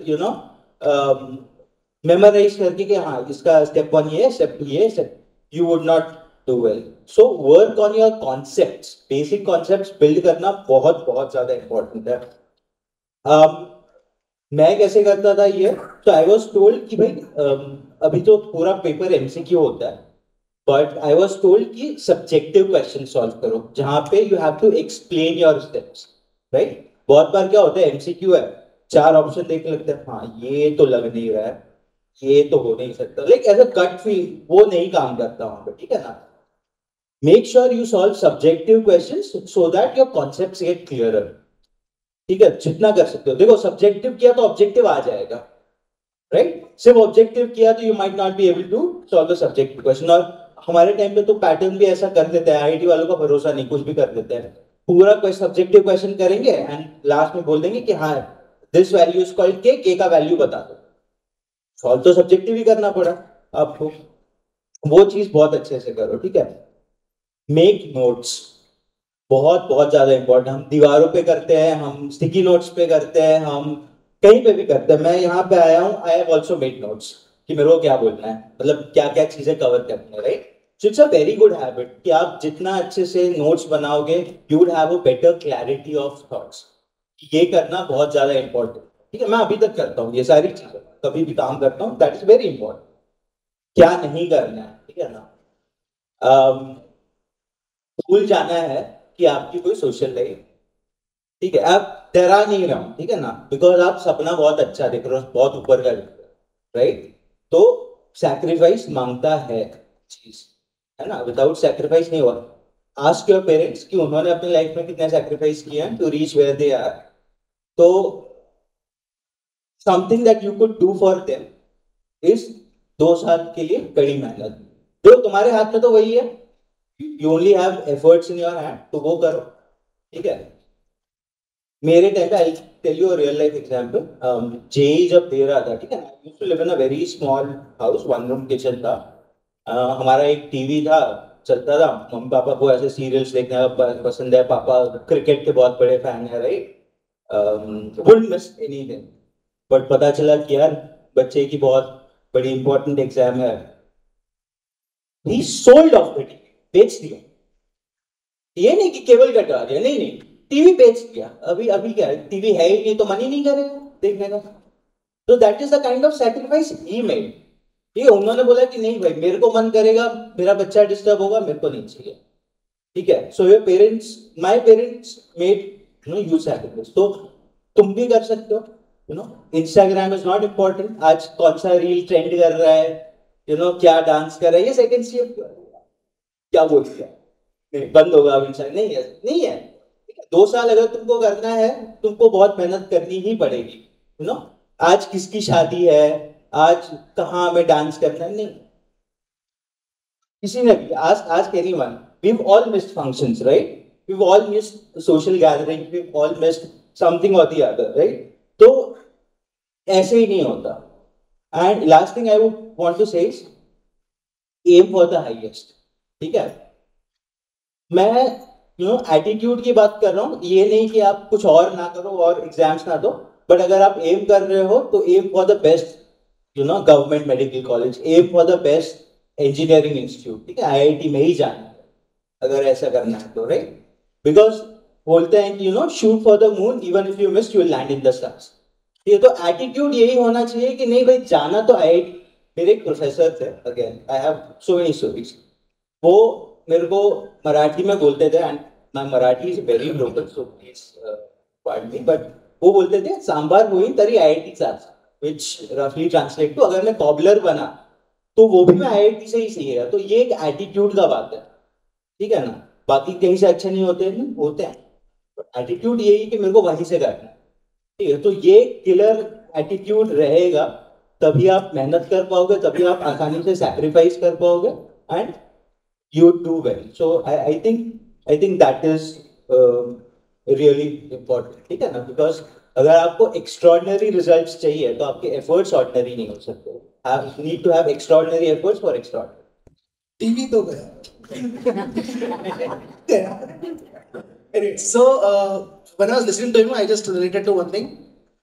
Recently किसी बच्चे ने एक क्लास बंक किया, and I gave him that example कि आपके मौसी के बुआ के चचेरे बहन के भतीजे का शादी है और आप वहाँ चले गए, और वो गांव में, इसलिए आप आज आके 4 दिन के लिए चले गए, तो यहाँ पे आपका जो लॉस हुआ वो तो हुआ, बट आपने क्या 2 मिनट ये सोचा कि अगर आप नहीं जाते थे वो शादी कैंसिल कर देता? वो तो आ गया जिंदगी इस मकाम पे जहाँ वो करने वाला है, वो ठान के बैठा है। So don't miss lectures, sessions, doubt sessions, concept sessions for such functions. ये तो लाइफ टाइम आपको करना है ही। So I guess we are very much clear on the part कि क्या करना है और क्या नहीं करना है। हाँ सर ने अभी सेक्रीफाइस पे बात किया, तो जिस समय मैं प्रिपेयर कर रहा था जेई के लिए, उस समय मैं हॉस्टल से 1 साल तक घर नहीं गया, और मैंने 2 साल के पीरियड में कभी भी कोई क्लास मिस नहीं किया, एक भी क्लास मैंने मिस नहीं। और ये तो बच्चे का है, टीचर क्या सेक्रीफाइस करता है मैं बता दूँ, अभी बता रहा हूँ। मैं बिहार से हूँ, बिहार में छठ पूजा होता है, तो आज और कल छठ है, मुझे वहाँ होना चाहिए था। घर वाले मतलब कि बताया कि तब भी तुम नहीं आ पा रहे थे, अभी भी नहीं आ पा रहे, लेकिन आज भी मैं लेक्चर दे दूँगा, ठीक है? फिर इसका भी लेक्चर है, कल भी दिया हूँ और अगले दिन भी दूंगा लेक्चर। तो टीचर भी आपके लिए सेक्रीफाइस करते, वो कहीं ये प्लानिंग नहीं करते कि चलो आज कल का लेक्चर है, ठीक है, आज लेट नाइट तक कुछ कर लिए, ऐसा नहीं होता, वो बहुत प्लान करके चलते हैं, ठीक है? और इसके बाद सर ने नोट्स ऐड किए थे। नोट्स मैं क्लास में सबसे पहला काम करता हूँ, अब लिखो, जो मैं बोल रहा हूँ, जो लिखवा रहा हूँ वो तो लिखो, जो मैं बोल रहा हूँ उसको अपने लैंग्वेज में लिखो। और नोट्स तो होना ही चाहिए आपके पास, साथ साथ में शॉर्ट नोट्स होना चाहिए। शॉर्ट नोट्स क्या करता है मैं बता रहा हूँ जी, जो मेरे सराउंडिंग में जो 2 मेरे दोस्त सब थे, उसका बहुत अच्छा रैंक गया, कुछ तो मतलब 17 रैंक के आसपास गए। उत्कर्ष एक तो 198 मंडोरा कुछ नाम था उसका। तो उसने डिफरेंस ये था कि वो लोग जो है ना, वो बोलते हैं ना स्मार्ट वर्क, तो नोट्स तो था ही उसके पास, शॉर्ट नोट्स था उसके पास। अब मेरा शॉर्ट नोट्स अभी भी मेरे पास है, जो पॉकेट डायरी होता है ना, उसका यूज कैसे करना है मैं बता रहा हूँ। देखो आपके पास हमेशा जो है ना रिवीजन के लिए टाइम नहीं होता, और जो आपका टेस्ट आता है उसमें ऐसा तो नहीं है कि वो पर्टिकुलर टॉपिक आ रहा है, 2-3 पिछले टॉपिक जो है ना कंबाइन हो गए आते हैं। तो रिवीजन जो है ना 1 दिन में आप नहीं कर सकते हो, 2 दिन में नहीं कर सकते हो, पूरा का पूरा सिलेबस रिवाइज नहीं कर सकते हो, आपको हर एक दिन करना होगा रिवीजन, ठीक है? और सबके पास तो उतने ही आवर है। तो मैं जब भी ऑटो में जा रहा हूँ तो वो शॉर्ट नोट से लेकर के मैं पलटते हुए, मान लो कि एक पूरे चैप्टर का फॉर्मूला जो है ना, मुश्किल से 10-20 फॉर्मूले होते हैं। आप प्रोसेस कम बोलते हो, क्या बोलते हो, फॉर्मूले बोलते हो, ठीक है? बहुत सारे फॉर्मूला आ जाता है आपके पास। तो जब भी आप ऑटो में ट्रेवल कर रहे हो या घर में कभी फ्री हो, तो वो शॉर्ट नोट्स देखो, तो आपको 2 पेज पलटने में मुश्किल से 5 मिनट लगेगा, 3 मिनट 4 मिनट जाता है। अब अगर आपने ऐसी ये हैबिट डाल लिया, पर डे बेसिस पे आपने क्या किया, 2, 4, 5 चैप्टर रिवाइज किए, तो ऐसे आप नहीं भी पढ़ रहे हो तब पर भी पढ़ रहे हो, और आपका जो है ना 1 वीक में कितना लगभग जो है ना, मान लो कि पर डे 2 चैप्टर रिवाइज किया, तो 1 वीक में 14 चैप्टर रिवाइज हुआ, मतलब ये काउंट में रहेगा आपका सारा फॉर्मूला। अब इससे बेनिफिट ये होगा कि आप क्वेश्चन अटेम्प्ट करने से नहीं डरोगे, ठीक है? और ये डेवलप हो गया आपके अंदर, आप श्योर हो जाओ, बहुत अच्छा रैंक आने वाला है आपका। Thank you. Thanks a lot, sir. Thank you. We're going to the next question. Please help us understand what is ICER and what is IISc. दोघांमधलं exact difference काय आहे? Okay, so ICER and IISc are one of the topmost research institutes in India. ICER stands for Indian Institution of Science, Education and Research. There are several branches of ICERs all across the country. And IISc is Indian Institute of Science, which is located in Bangalore. So IISc was one of the oldest institutions in India, probably the oldest institutes in India, which recently completed 100 years.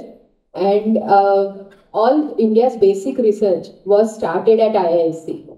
Like the Chandrayaan that we see, or the ISRO institution that we see now, all were originated at IISc. And all these institutions, they offer hardcore research programs in core subjects like physics, chemistry, biology, and mathematics. And apart from that, some of them have research programs in computer science also, and information technology. So for all these institutions, they are research institutions basically, and where you get to do a pure science research. It's not at all applied research, for which IITs are there. But these institutions, what they deal with is how the subject is developed. Like you must have learned of Newton laws or gravitational motion, etc. So these fundamental concepts are studied at such institutions, and that research is done at this institution. Okay, thanks a lot. So having clarity about ICERs and IIScs, we can clearly aim which to go for and for what purposes. Yes, both are for research. I would say that if you really want to have great exposure to pure science, go for both of them. IISc is the best, like country's best, but IISc is also good. Bangalore, yes. Sure. Okay, so moving on to the next question, which says, is there any prerequisite for IIT entrance or any student can dream of? I guess Ram sir should go ahead with this question. कि पहले से कुछ बंदे के अंदर होना चाहिए inbuilt कि कोई भी ड्रीम कर सकता है. नहीं देखो, अगर आप 9th-10th में हो तो कुछ बच्चे जो है ना 9th-10th से प्रिपरेशन करना स्टार्ट करते हैं, तो वो पहले से ही थोड़ा सा क्वेश्चन सॉल्विंग अप्रोच या तो डिफरेंट एग्जाम देते हैं जो उस पैटर्न पे बेस है, तो ठीक है, उसके लिए थोड़ा सा एडवांटेज हो सकता है. लेकिन आपने 10th से पहले प्रिपरेशन नहीं किया, कुछ ऐसा नहीं है, तो ऐसा नहीं है कि आप नहीं कर सकते हो. मैं 10th से ही स्टार्ट किया था और मैं हिंदी मीडियम से पढ़ा हूँ. कितने बच्चे को ये होता है कि चलो मैं मराठी में हूँ या हिंदी मीडियम से हूँ, तो हो सकता है मैं नहीं कर पाऊँ CBSE वाले या ICSE वाले, ऐसा कोई वो नहीं है. अगर आपने जो पहले नहीं किया है तो उसको कवर करने के लिए देखो, अल्टीमेट ये है कि ये पेपर जो है ना बच्चों के बीच में कंपटीशन है. अगर मान लो इस पेपर में बात करें अभी 2023 की कट ऑफ अगर मान लो 100 मार्क्स गए, तो ऐसा तो है 70 मार्क्स वाला भी सिलेक्ट होगा ना, तो आपको बच्चे से ही कंपटीशन है. तो उसको पीछे छोड़ने के लिए आपको क्या करना पड़ेगा, वो जो एक्स्ट्रा एफर्ट उसने 10th क्लास में लगाया है, ठीक है, वो ऐड करना पड़ेगा आपको. तो आप जो है ना कोई भी बच्चा जो मान लो कि आप मेहनत, लेकिन आपको क्या करना पड़ेगा, सेक्रीफाइस करना पड़ेगा. इसके बाद जो है ना उतना एफर्ट डालना पड़ेगा, वो सारी चीजें करना पड़ेगा जो आप कोई क्वालिफाई होने के लिए करता है.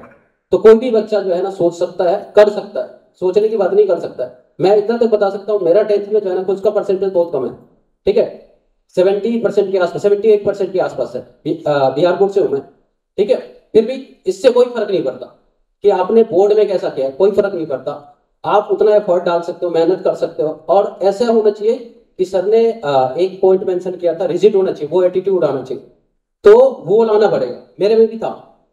अगर कोई ये बोलता था कि चलो IIT छोड़ो, इधर का एग्जाम दे दो, ये इस पे फोकस हो जाओ, मतलब थोड़ा सा देख करके देखो, नहीं मुझे ठीक है इसके बाद जो देखेंगे हम, लेकिन फर्स्ट प्रायोरिटी पे इसको, पहले ये एग्जाम दो और इसके लिए जितना करना पड़े वो करो, ठीक है, तब तुम जा सकते हो, इजीली जा सकते हो, ऐसा कुछ नहीं. सो ऐसा कोई प्री रिक्विजिट नहीं है कि आपको 7th में स्कॉलरशिप ओलंपियाड प्रतिज्ञा देना ही चाहिए, नहीं दिया तो मेरा नहीं होगा, ऐसा कुछ भी नहीं. हाँ, अगर आप टाइम पे स्टार्ट करते हो, which is immediately after 10th, as they said, 10वी नंतर आता 4 महिने परीक्षा एन्जॉय करूंगा, मी चालून नानीकडे, आता मी काय अभ्यास करणार नाही, वर्षाला अभ्यास केलाय, आता मी पुस्तकाला हात लावणार नाही, हे चालणार नाही.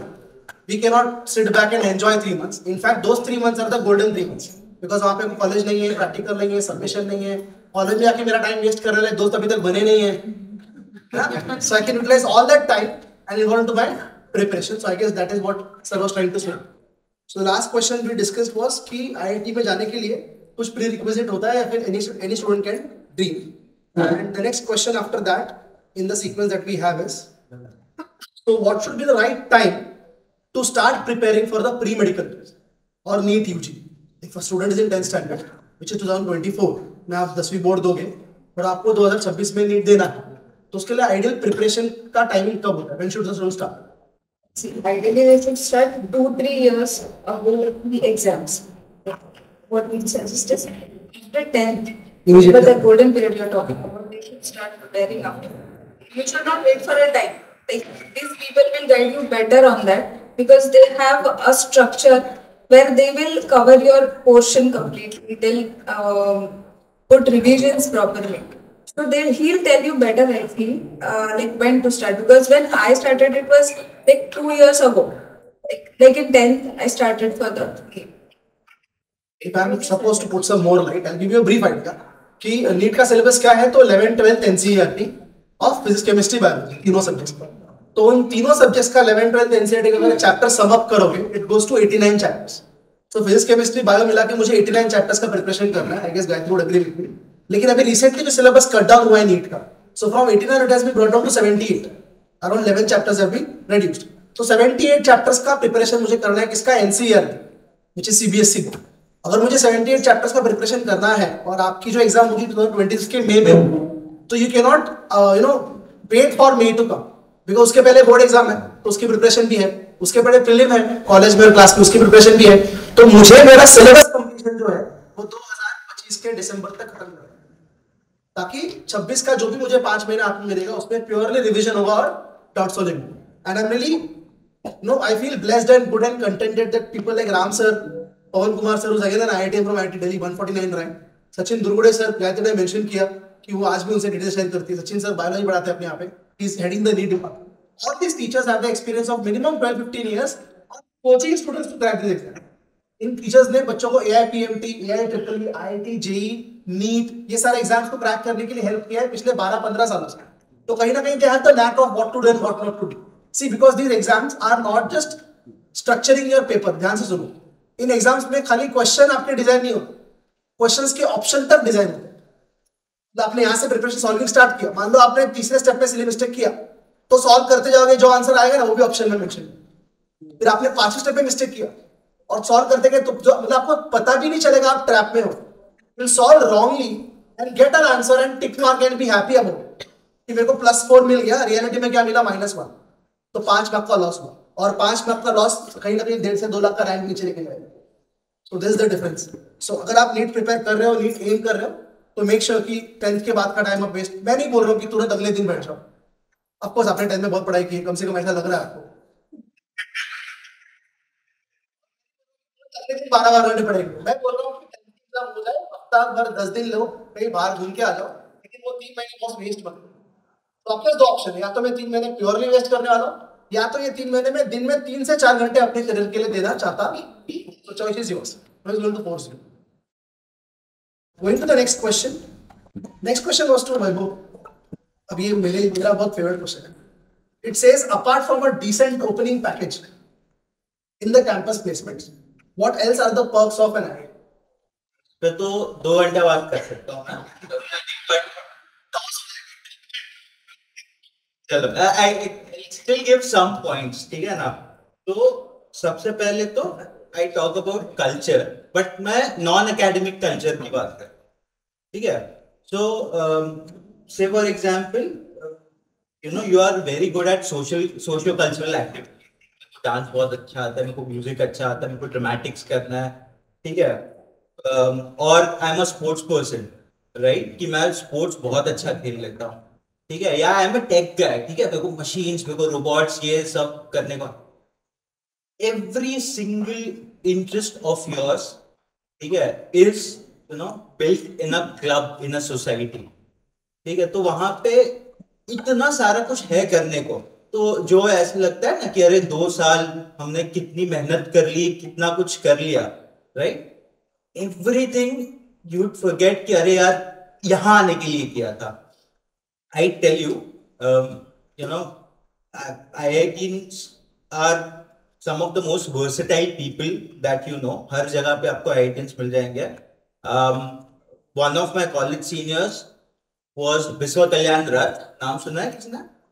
He's a stand-up comedian. He does fantastically. One more guy was Biswapati Sarkar. ठीक है, मेरे को पर्सनली जानते हैं। TVF का नाम सुना, द वायरल फीवर? यस, तो he writes for that, he founded that basically, started TVF। Jeetu भैया पता है आपको, जितेंद्र कुमार, राइट, IIT खड़गपुर के, ठीक है। सुंदर पिचाई सब पता है, गूगल के CEO। अरविंद केजरीवाल, ठीक है, वो मेरे राइवल हॉस्टल के थे, बट ठीक है नाम लेता हूँ। so much versatility because वहां पे आपको ट्रेन किया जाता है सारी चीजों के लिए, अपार्ट फ्रॉम एकेडमिक्स, राइट। तो आप प्रोफेसर से एकेडमिक्स तो सीखते ही हो, लेकिन you learn so many things from your seniors, right? आज मैं यहाँ पे इतना confidently बोल पा रहा हूँ because I was coached in elocution by my seniors, right? So one thing is the culture, ठीक है। दूसरा है the people। मैम ने बताया था कि अगर आपको जाना है तो you should always go to government colleges। क्यों? क्योंकि वहां पे बहुत स्मार्ट बच्चे आते हैं, right? You should be in a room where you are not the smartest person, ठीक है। अगर आप सबसे स्मार्ट हो तो आपको रूम में रहना ही नहीं चाहिए वहां पे। You should be in a room where people are smarter than you, तो आप इतना कुछ सीख सकते हो। मैंने अपने सीनियर से, अपने बैचमेट से, अपने जूनियर से इतना कुछ सीखा है that probably could not be put into words, ठीक है ना। तो the kind of people you get, ठीक है, अगर आप सोचो कि 12 लाख से अगर चंद ऐसे 500-600 बच्चे आपके IIT में आ रहे हैं, right, how smart they B. तुम्हारे ऊपर वाले बैच में हर साल यही हो रहा है, तो ऊपर वाले बैच में, नीचे वाले बैच में कितने स्मार्ट लोग आ रहे हैं, तो आप कितना कुछ सीख सकते हो उससे। Third thing is there are things that no institute can ever teach you, no management school can ever teach you. वैसा मैनेजमेंट आप IITs में सीखते हो। कैसे सीखते हो? तो IITs के फेस्ट होता है, बॉम्बे का मूड इंडिगो सुना है, राइट, कितना ग्रैंड होता है। उनका टेक फेस्ट होता है, बहुत बढ़िया होता है। हमारे यहाँ उसको स्प्रिंग फेस्ट और KTJ बोलते हैं, ठीक है।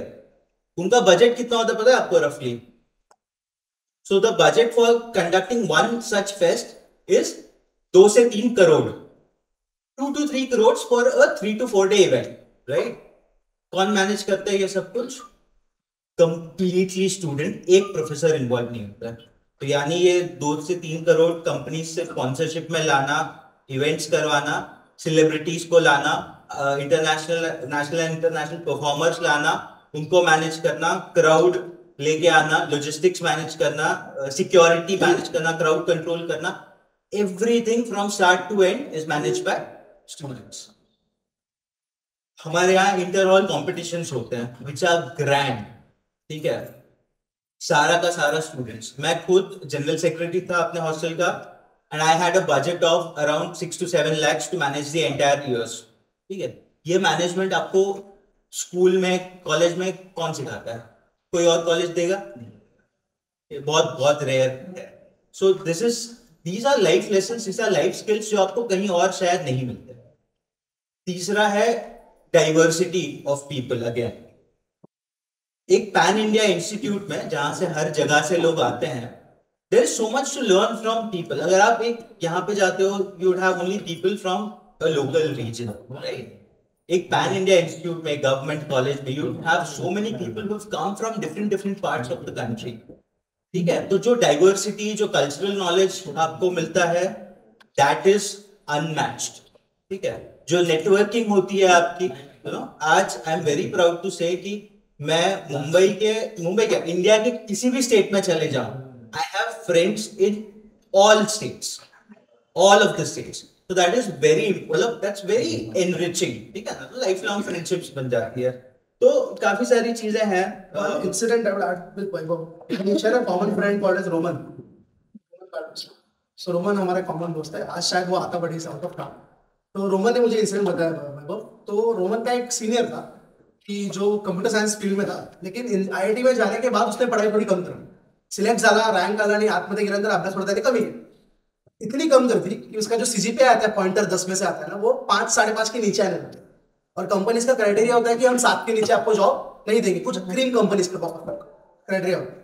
तो उसके सारे दोस्त जा रहे हैं लेकिन वो नहीं जा पाता। But at the same time he is that guy, Roman का जो सीनियर है, जिसने बैक टू बैक 3 साल मूड इंडिगो का मार्केटिंग पूरा हेड किया, पूरा मार्केटिंग हेड किया।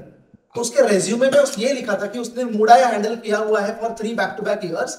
इस बेसिस पे एक ऐसी कोरियन कंपनी जो इंजीनियर्स उठाने आई थी, वहां पे उसको एज अ मार्केटिंग मैनेजर का जॉब देखी गई, worth 40 lakhs per annum. And this is not a solo incident, ठीक है ना, ये बहुत कॉमन चीज है. Okay, I was hired by a bank, Swiss bank. मैं इंजीनियर, बैंक को क्या जरूरत? बहुत सिंपल सा क्वेश्चन है ना.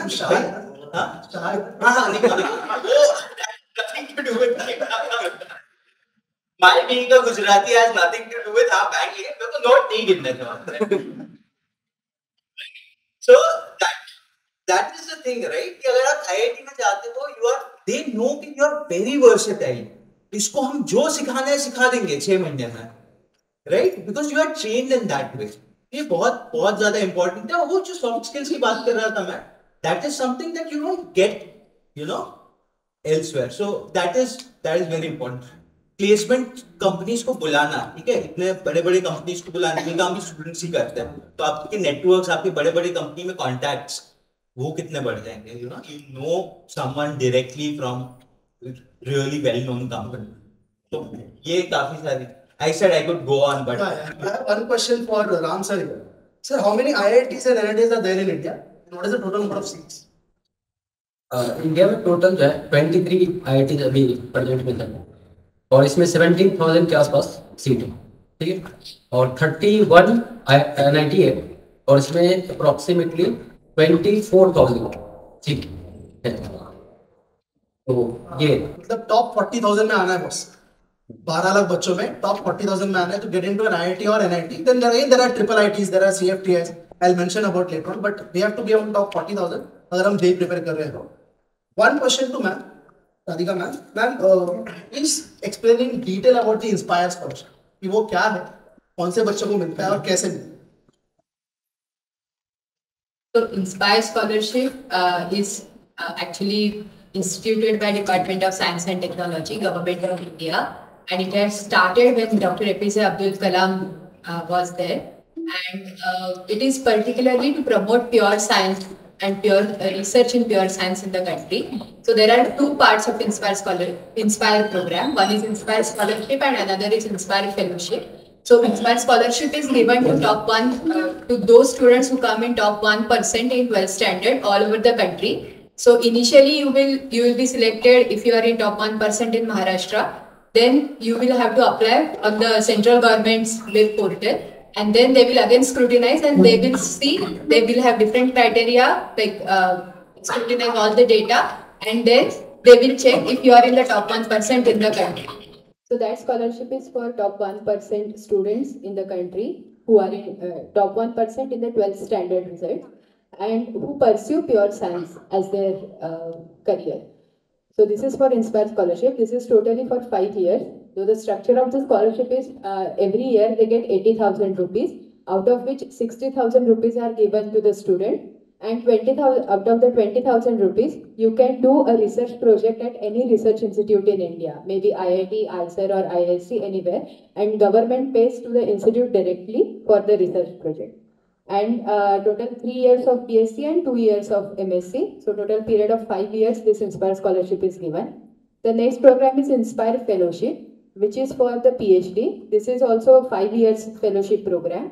And if you are Inspire Scholar, that means if you are receiving Inspire Scholarship from after class 12, and if you have secured certain like 70% marks in MSc, then you get Inspire Fellowship. Otherwise, you have to be the university topper either at BSc level or at MSc level to obtain the Inspire Fellowship.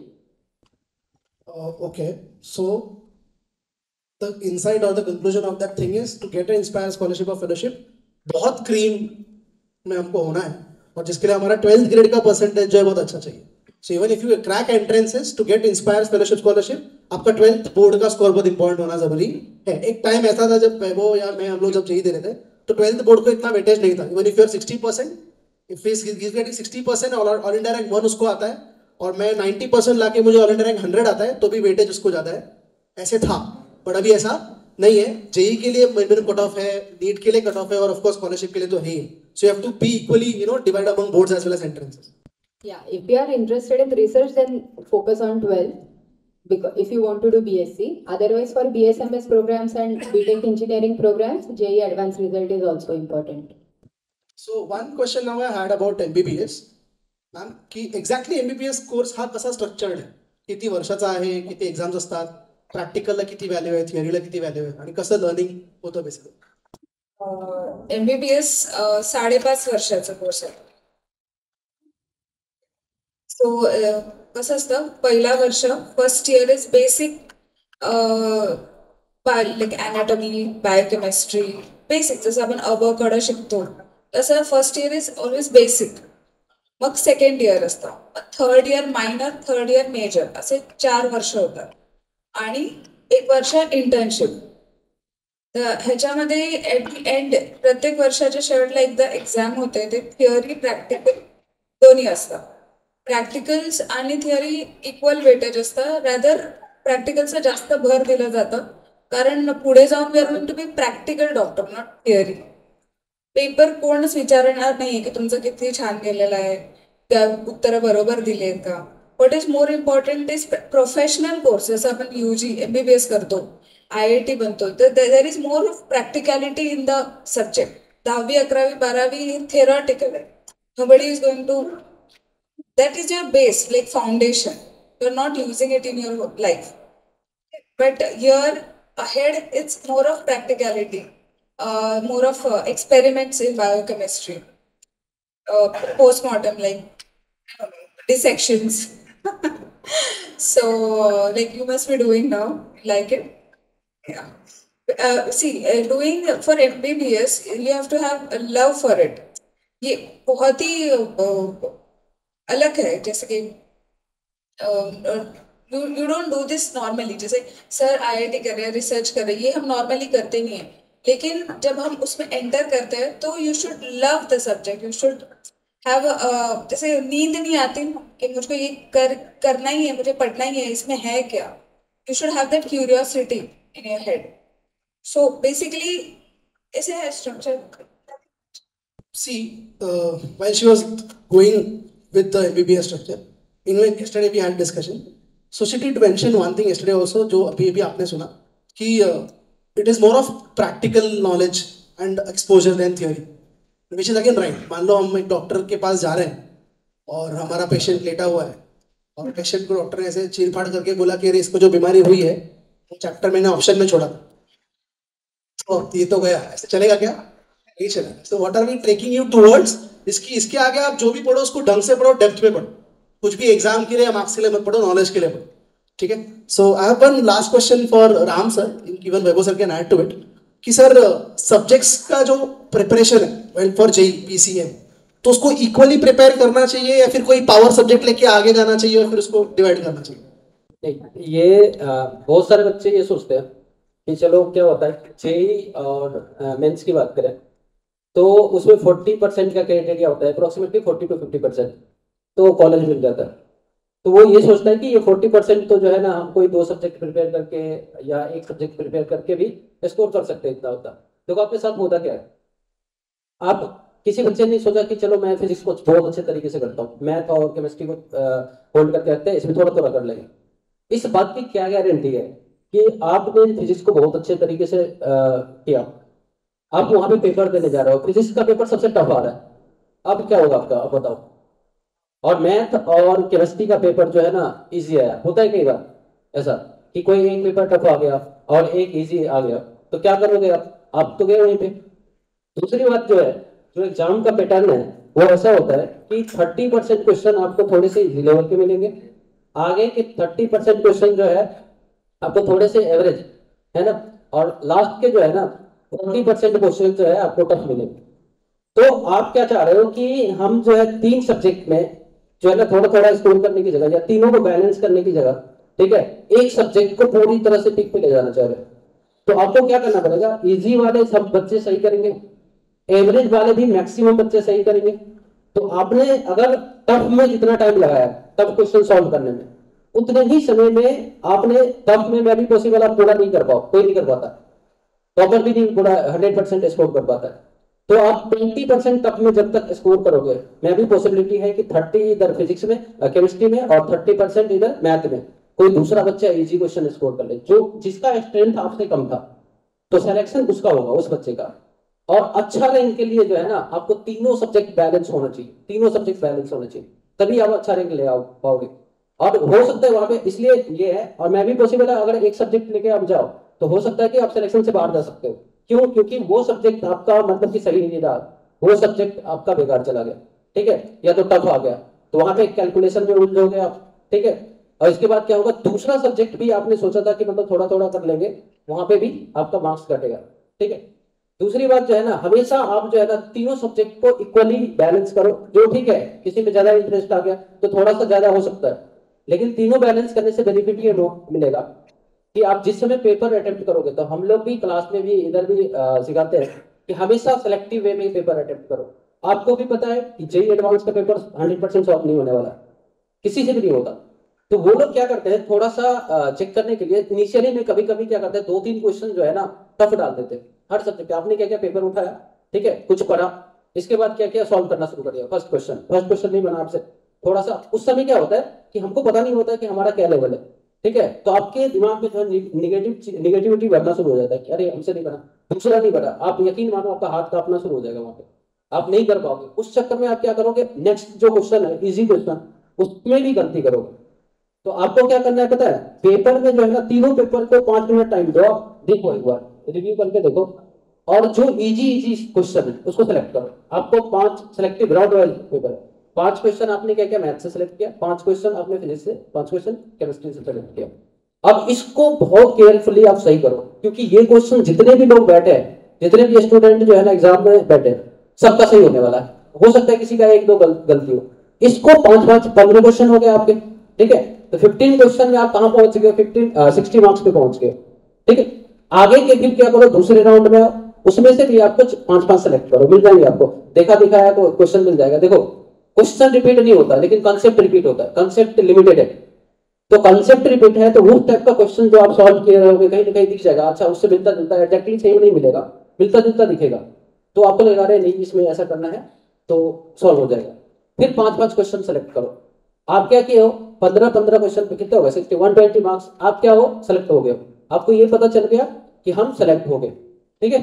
अब क्या करना है, आपको rank के लिए fight करना है। Rank के लिए फाइट करने के लिए फिर से आ जाओ आप, उसमें से मान लो 3-3 क्वेश्चन सेलेक्ट करो सारे सब्जेक्ट से, कितना हो गया, 10 क्वेश्चन अप्रोक्सीमेटली। अगर उस 10 क्वेश्चन को हम क्या कर रहे हैं, इजी पार्ट पे खेल रहे हैं, हम टफ जोन में नहीं है, हम इजी में अपना सिलेक्शन ले रहे हैं, यहां से रैंक इंप्रूव कर रहे हैं, ठीक है। अब 10 क्वेश्चन आपने सेलेक्ट किया, उस 10 क्वेश्चन को आपने सही कर दिया फिर से, तो कितना हो गया, 40 मार्क्स, 120 प्लस 40, 160 मार्क्स पहुंच गया, ठीक है। अच्छा रैंक में, एक मतलब कि अच्छा सा रैंक में, अगर पेपर के टफनेस पे डिपेंड करता है, तो मैं भी पॉसिबल है वो 4000 भी जा सकता है, और 3000 भी हो, 5000 भी जा सकता है, आप वहां पहुंच चुके हो। कोई डिफिकल्टी लेवल का आइडिया देता हूँ जेईई एडवांस में, अप्रोक्सीमेटली 450 मार्क्स का पेपर होता है, और पता है क्वालिफाइंग मार्क्स कितना है, 450 से कितना लाना है एआईआर के लिए, 70। This is the qualifying marks, ये लास्ट ईयर का बता रहा हूँ, मतलब this is the difficulty level of exams. तो इवन 70 मार्क्स स्कोर कर रहे हैं कॉम्पिटिशन है, सर ने आपको बैठे बैठे 160 मार्क्स का गेम बताया। So that is the kind of strategy you have to build up. So I guess Ram sir has concluded the question well.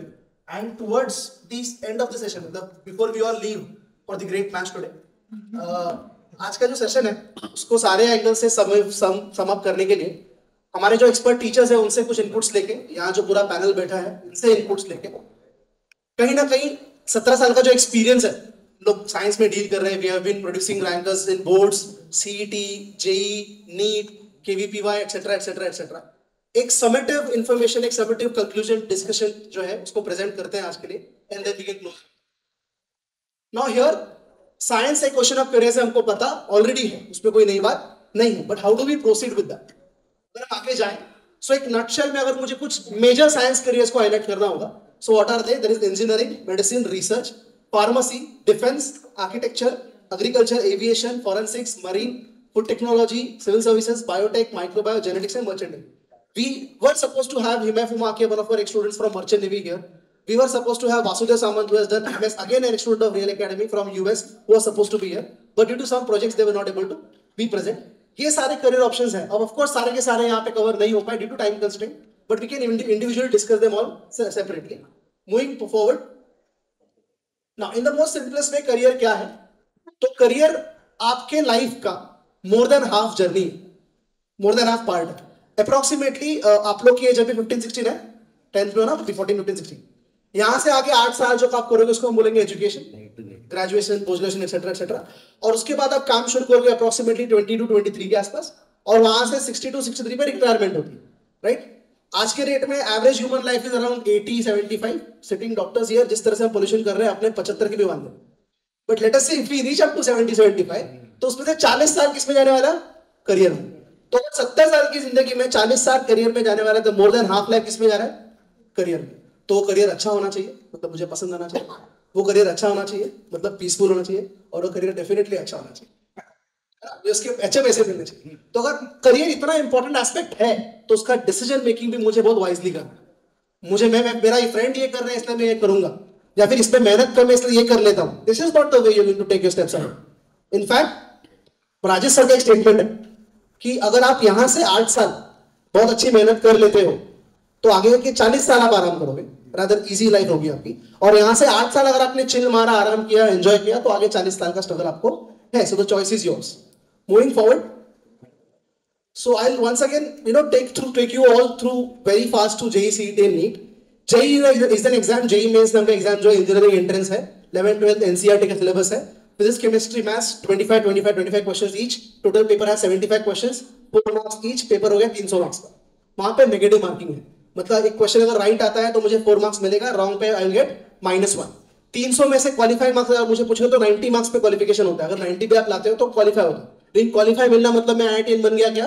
नहीं. क्वालिफाई होना मतलब मैं NITian बन गया क्या? नहीं. क्वालिफाई मतलब क्या? मेरा एडवांस का हॉल टिकट बनेगा. क्वालिफाई होने का मतलब सिर्फ इतना होता है. अगर मुझे रैंक चाहिए, अगर मुझे NIT जाना है, अगर मुझे IIT जाना है, तो I have to aim 99 percentile, which means 300 में से मेरा स्कोर 200 के ऊपर होना जरूरी है. ठीक है, that is about JEE mains. उसके बाद एडवांस एग्जाम होगी. Then taking through CET. CET क्या है? CET एक स्टेट लेवल एंट्रेंस एग्जाम है, Maharashtra health technical common entrance test, जहां पे फिजिक्स में 50 क्वेश्चंस, केमिस्ट्री में 50 questions, math 50 questions. Physics chemistry में ईच क्वेश्चन हैज 1 मार्क्स, तो फिजिक्स केमिस्ट्री 100 मार्क्स का हो गया. Maths has each questions 2 marks, तो मैथ्स हो गया 100 मार्क्स का. तो टोटल पेपर हो गया 200 मार्क्स का. यहाँ पे नेगेटिव मार्किंग नहीं है, मतलब इन शॉर्ट यहाँ पे तुक्का मारना आपको अलाउड है, लेकिन मारना नहीं, सॉल्व करना. So out of 200, if I want to get a decent college जहाँ पे प्लेसमेंट है, एक्सपोजर है, फेस्ट है, एक्सेट्रा, तो I should score 160 and above. 200 में से 160 के ऊपर अगर आप जाएंगे तो आपको अच्छा परसेंटाइल, मतलब 95% के ऊपर मार्क्स मिलता है. और जैसे राजेश सर ने शुरू में बोला, every year we have more than 40-50 students scoring 95% and above and landing into some good colleges. Last year we were very happy to have 8 students who scored 99% and above, who are in the top reputed colleges in Maharashtra today. Moving forward. अच्छा, difference क्या है कि क्यों sir हम लोग कब से बोल रहे हैं कि IIT NIT एम करो, और हम लोग किसी कॉलेज को डीमीन नहीं करें, बट डिफरेंस क्या है? डिफरेंस बेटा यही है कि अगर मैं किसी एक लोकल कॉलेज से इंजीनियरिंग करता हूं, तो कई बार ऐसा होता है कि मुझे वहां पे इंजीनियरिंग करने के लिए डोनेशन देना. मैं इंजीनियरिंग की सीट के लिए वहां पे 4 लाख 5 लाख 8 लाख डोनेशन दूंगा, और इन रिटर्न मुझे वो कंपनी जॉब देगी भी नहीं, प्लेसमेंट शायद होगी भी नहीं. अगर हुई तो एवरेज पैकेज क्या मिलेगा? 3.5-4 लाख रुपए, which is approximately 30,000 per month. But correct me if I am wrong, अगर आप किसी IIT NIT से पास आउट करते हो तो आपको 12-15 लाख का ओपनिंग पैकेज तो आराम से मिलता है विद 100% प्लेसमेंट्स. ऐसा कोई बच्चा नहीं होगा जो प्लेस नहीं होगा अनलेस अनटिल वो चाहे कि मुझे जॉब नहीं करना. Current average for IIT out students is 27 lakh per month. Current average is 27 lakhs per annum for IITs. Even IIT NIT inclusive होगा. अच्छा, ये जो एग्जांपल मैंने दिया कि मुझे प्लेस नहीं होना है, उसका एक स्टोरी ऐसा है. Again one of Romans friend, तो one of the companies came over there and the company offered that guy a job of 50 lakhs per annum. वो 9 pointer था, अगेन कंप्यूटर साइंस बैकग्राउंड था, और उसने जॉब नहीं ली. 60 लाख का पैकेज की job नहीं ली. मुझे पूछोगे तो ये प्योर मस्ती है. लेकिन क्यों नहीं ली? उसका रीजन ये है कि 3rd ईयर से ही वो एक स्टार्टअप पे काम कर रहा था, जो उसके हिसाब से वहां पे एक अच्छे स्टेज पे आ गया. तो स्टार्टअप क्या था कि वो बॉम्बे में, अभी जितना आप बॉम्बे टुवर्ड्स बॉम्बे जाओगे, majority people are working, both husband wife, mother father, right. तो घर पे डेली चोर्स करने के लिए मेड, नानी और बहुत सारा स्टाफ की रिक्वायरमेंट होती है. ओके, और they want people to be professionally train. म्हणजे इन शॉर्ट जर एखादी बाई त्यांना घरी ठेवायची तर तिला व्हॅक्यूम क्लिअर कसं वापरायचं आहे, कटलरी कशी हँडल करायची आहे, क्युझिन्स कसे बनवायचे, हे सगळं माहीत असायला पाहिजे. और एवरेज किसी को शायद नहीं पता होता है. तो इस बंदे ने क्या स्टार्टअप किया था वैभव, कि उसने जितने सो कॉल्ड स्टार्स या बिग शॉट्स हैं उनके यहाँ पे काम करने वाले लोगों को हायर किया, उनको ट्रेन किया. किसको? स्लम में रहने वाले लोगों को. स्लम से लोग उठाए जिनको काम की जरूरत है, बड़े बड़े घरों से एक्सपर्ट्स को उठाया जो सिखा सकते हैं, इनको ट्रेन किया. And now he is a professional supplier of maids and nannies and everything. I don't know exactly, but there is some company. Yeah, say Book My Buy नाम का कोई तो एक ऐप ऐसी. So ये इतना बड़ा स्टार्टअप वो बिल्ड कर चुका था कि वो 60 लाख की जॉब छोड़ दे. So that is the level of grooming you get when you get to IIT or NITs. Moving further, अगर नीट की बात करें तो अगेन PCB एग्जाम सब्जेक्ट्स के एग्जाम के physics 45 questions, chemistry 45 questions, bio 90, 45 जो एंड 45 नीट, टोटल 180 क्वेश्चंस है. Again +4 - 1 तो पेपर 720 मार्क्स का हो गया, जिसमें से यू ऑल शुड एम 600+. अगर अभी ही हम डिस्कशन 500 550 करेंगे तो आते आते 350 400 पे आ जाएंगे, जिसका कोई वैल्यू नहीं है. Aim 600+ from day 1. And I am really proud to tell you, अभी 2024 में जो स्टूडेंट्स बैठने वाले हैं, आई ऑलरेडी हैव 7-8 कैंडिडेट जिनका अभी का मॉक टेस्ट का एवरेज 550 600 के ऊपर. Your immediate seniors studying in Dombivli branch, last week they had their test and the average test score is 612 marks, 580 590. तो अभी वो लोग इस रेंज पे ऑलरेडी है और मेरे पास 1 साल है उनके ऊपर और मेहनत करने के लिए. So that is the level of dedication they are showing. अगर आप कभी फ्री टाइम आपको मिले तो कम एंड मीट मी. मेरे फोन में आपको मैं उनके चैट्स दिखाऊंगा. Every day morning what I do is check their WhatsApp personal chat to me, जहां पे मुझे ये बताते हैं कि सर पिछले दिन जो दिन गया उसमें हम उठे कितने बजे थे, हम सो कितने बजे रहे, हमारा कितने घंटे पढ़ाई हुआ है, हमने कितना डाउट जमा किया है. Good night with an exclamatory mark, emoji के लिए स्ट्रिक्टली मना किया है. So that is the process I do. Every morning I get up and I have to first of all reply to 30, 40, 50 odd students who are genuinely dedicatedly preparing for JEE. And that is the amount of dedication they are showing. आणि समजा कधी घरी पाहुणे आले किंवा ते बाहेर गेले, ते स्पष्ट सांगतात सर 0 hours of study, कारण हे असं असं होतं. पण त्या रिपोर्टिंगची जबरदस्ती आहे का? नाही. ते का करतात? कारण त्यांना पण कळतं की जर आपण एखादा रेडी रिपोर्ट करतोय तर कुठेतरी आपण त्या आपल्याला ती सवय लागते की जेणेकरून आपण रेग्युलरली अभ्यास करणार. अगर मुझे कोई पूछ ही नहीं रहा भाई तू कर क्या रहा, तो ऑफकोर्स मेरा एफिशिएंसी धीरे धीरे ड्रॉप हो जाएगा. तो वो नहीं होना चाहिए, इसलिए प्रैक्टिस रियल एकेडमी हम लोग ऑलरेडी कर रहे हैं. मूविंग फॉरवर्ड, अच्छा जेई 2 बार होती है, जनवरी और अप्रैल में, बट नीट एक ही बार होती है मई में. जेई ऑनलाइन एग्जाम है और नीट ऑफलाइन एग्जाम है, पेन पेपर में. Note the difference. ये ऑलरेडी हमने डिस्कस किया कि अगर मैं गवर्नमेंट कॉलेज से एमबीबीएस कर रहा हूं तो मैं मैक्सिमम 7 to 10 लाख स्पेंड करूंगा, उससे ज्यादा नहीं स्पेंड करूंगा. और अगर मैं प्राइवेट से कर रहा हूं तो मैं मिनिमम 80 लाख स्पेंड करूंगा, उससे कम मुझसे स्पेंड नहीं होने वाला. तो choice is yours. Going forward, yeah. So what is the importance of a good rank and a good college?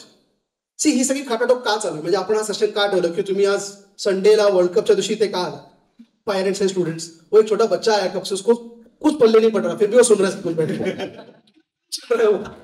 वो इतनी मेहनत क्यों ले रहा है, अपने दादा ताई के लिए ले रहा हो, क्यों ले रहा है?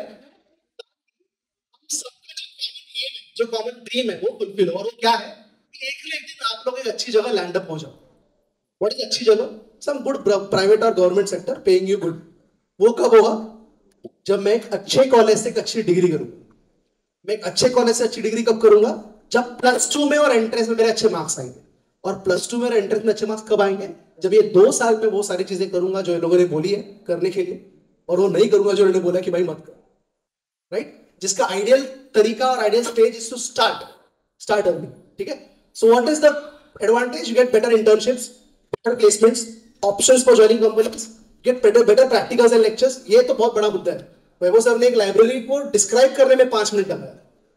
और मैं नाम नहीं लूंगा, पर मुझे ऐसे बहुत सारे इंजीनियरिंग कॉलेज पता है जहाँ के लाइब्रेरी में ताला लगाया और अंदर कबूतर नाचते. उघडलेलं नाही वर्षानुवर्ष, कारण तिथे ते त्या लेवलचे प्रॅक्टिकल शिकवायला प्रोफेसरच नाही. आणि डोनेशन किती घेतली तर 8 लाख रुपये त्या सीटसाठी. So please be aware of that. Better peer रहा हूं, एज प्रणव मैम मेंशन, कि अगर मैं गवर्नमेंट कॉलेज से पढ़ रहा हूं तो ऑफकोर्स मैं बेटर फ्यूचर डॉक्टर्स के साथ डॉक्टर बनूंगा, किसी के भी साथ नहीं बनूंगा. So I will get better peer रहा हूं and better contacts for future, as again Vaibhav sir mention और राम सर मेंशन, कि अगर मैं अच्छे कम्युनिटी में एक अच्छे ग्रुप में अपना एजुकेशन ले रहा हूं तो मेरे फ्यूचर के लिए अच्छे कॉन्टैक्ट्स बन रहे. आई नॉट बोस्ट हियर, बट कहीं ना कहीं मैं अच्छे लोगों में रहा, इसलिए मुझे आज पूरा पैनल यहाँ बिठाने में ज्यादा मेहनत नहीं करनी पड़ी. So I know Vaibhav personally, I know Ram sir personally, I know Varkana personally. So this is one important thing. So who are your peer? Who are you talking to it on your daily basis? So कहीं ना कहीं ये बहुत important है कि आप ऐसे लोगों में रहो जिससे आप भी ग्रो हो और उनसे आप कहीं ना कहीं इंस्पायर हो. ठीक है? So these are all the benefits of getting into good college. Moving further. Okay. Now what I've done here, correct me if I'm wrong. I've made a basic flow chart. एक basic flow chart बनाया है कि जिसको follow करके आप अपने entrances crack कर सकते हो. I'll explain you in detail step by step. सबसे पहले क्या होना जरूरी है, शायद पढ़ने में नहीं आ रहा होगा, मैं रीड करता हूं. सबसे पहला स्टेप है कंसेप्ट. मुझे कंसेप्ट पता होना बहुत जरूरी है. अगर मेरा कंसेप्ट ही वीक है तो मैं अंदर से कितना भी मोटिवेटेड हूं, कुछ होने वाला नहीं है. For example, we all know area of triangle is half into base into height. Raise your hands people who know this, students who know this. Area of triangle is half into base into height. Hands down. Now I want students to raise hands who know the proof of this. कितने लोगों को पता है कि area of triangle half into base कैसे आया?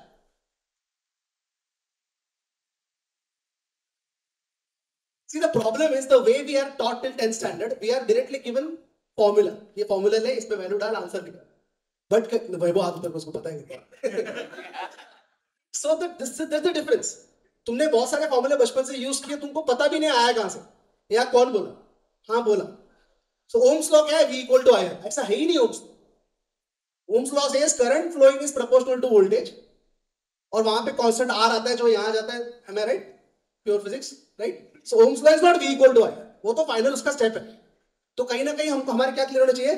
Concept clear होना चाहिए. एक बार मेरा कंसेप्ट क्लियर हो गया, मैं कहां जाऊंगा? I will go to fundamental questions, easy questions, not very difficult, easy questions, CET level questions let us say. एक बार मेरा फंडामेंटल क्वेश्चन पे ग्रिप आ गया, then I will go to brainstorming questions, the difficult questions जहां पे मुझे सोचना पड़ेगा, आई इरोडो लेवल क्वेश्चंस. ठीक है? ब्रेनस्टॉर्मिंग क्वेश्चन पे जाने के बाद क्या आएगा?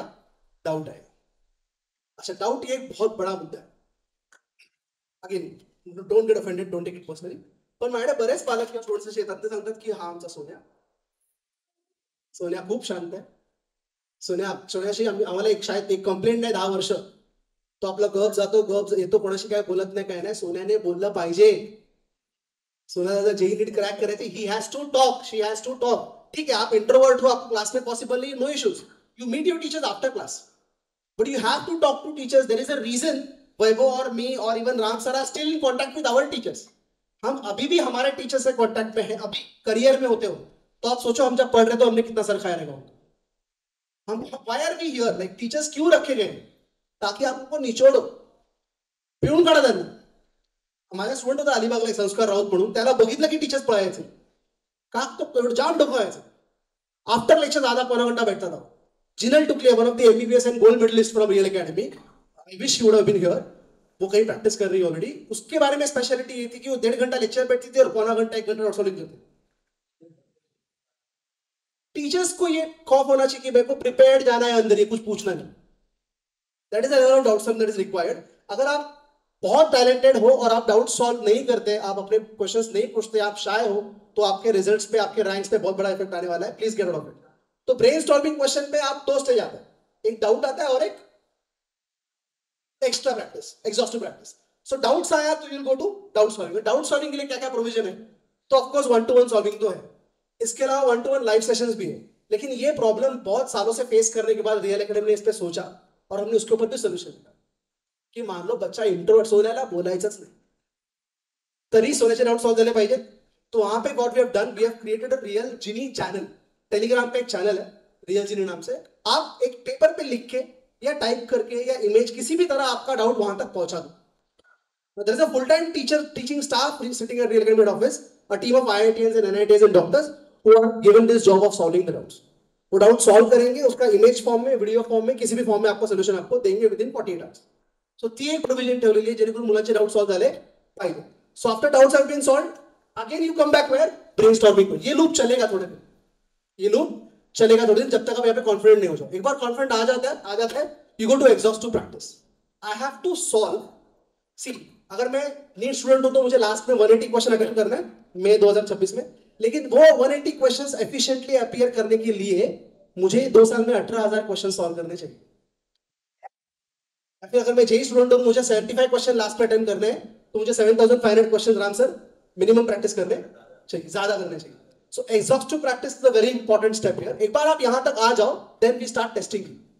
Then we start testing you. जो मैं scores आपको अभी धार बोल रहा हूँ, मैं आपको बच्चे और स्कोर उनके स्कोर अभी बता सकता हूँ जो अभी 11th 12th में पढ़ रहे हैं.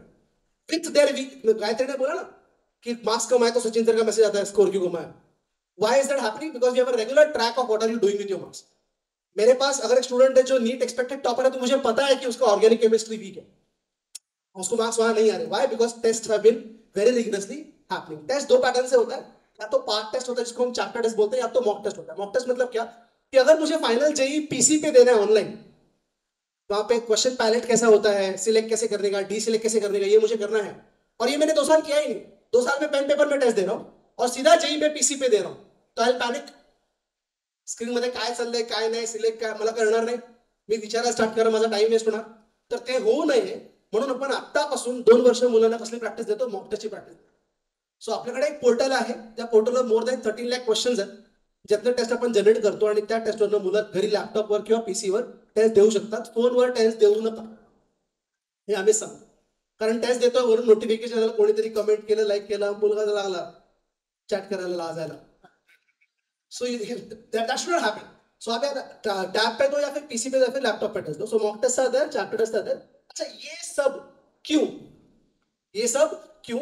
बिकॉज नो मैटर यूपीएससी हो, सीए फाउंडेशन हो, जेई हो, नीट हो, बच्चे को अल्टीमेटली 2 स्किल एक्वायर करने, बच्चे को अल्टीमेटली 2 स्किल एक्वायर करने, एक्यूरेसी एंड स्पीड. बेसलाइन यही है, कुछ रॉकेट साइंस नहीं प्रिपरेशन. 2 ही स्किल तुमको एक्वायर करने, एक्यूरेसी एंड स्पीड. अच्छा इसमें से एक स्किल हो गया तो अपना काम बनता है क्या? नहीं, उल्टा वो ज्यादा डेंजर है. आई will give you an example. मान लो मुझे मेरा एक दोस्त है कौस्तुभ, लेट अस से ही इज माय स्टूडेंट, और कौस्तुभ को आके बोलता है कि सर मेरा एक्यूरेसी एकदम जबरदस्त है और मैं जेई के 75 क्वेश्चन में से सिर्फ 10 लिख के आया हूं, लेकिन 10 के 10 सही है, चेक कर लो. 10 के 10 सही है, 40 मार्क्स. क्वालिफाई हुआ? नहीं हुआ ना. मतलब 100% एक्यूरेसी है, लेकिन इतना स्लो किया कि क्वेश्चन पूरा कंप्लीट ही नहीं कर पाया, 10 ही कर पाया, तो उसका मतलब बना नहीं बना.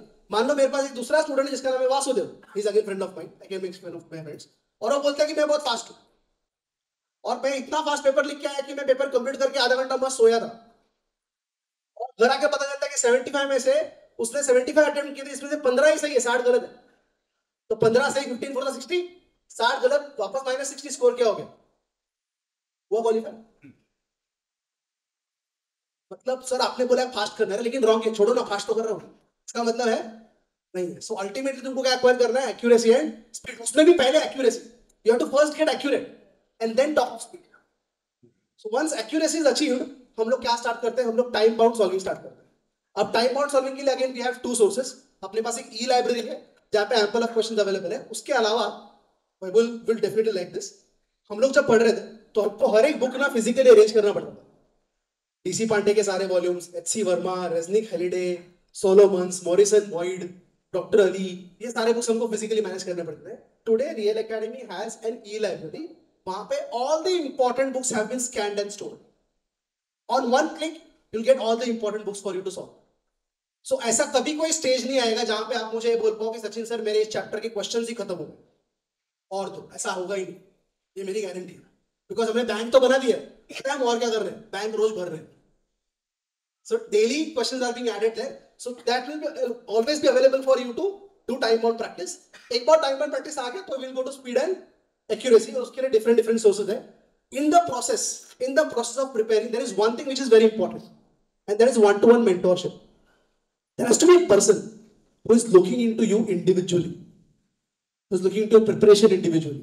So there is a different concept called as mentorship, जहाँ पे जो भी आपको मेंटर आपके बैच को अलॉटेड है, मैं पर्टिकुलर 11th 12th साइंस की बात कर रहा हूँ, उसका काम है कि वो महीने में एक बार पेरेंट को फोन करके बच्चे का पूरा रिपोर्ट देगा.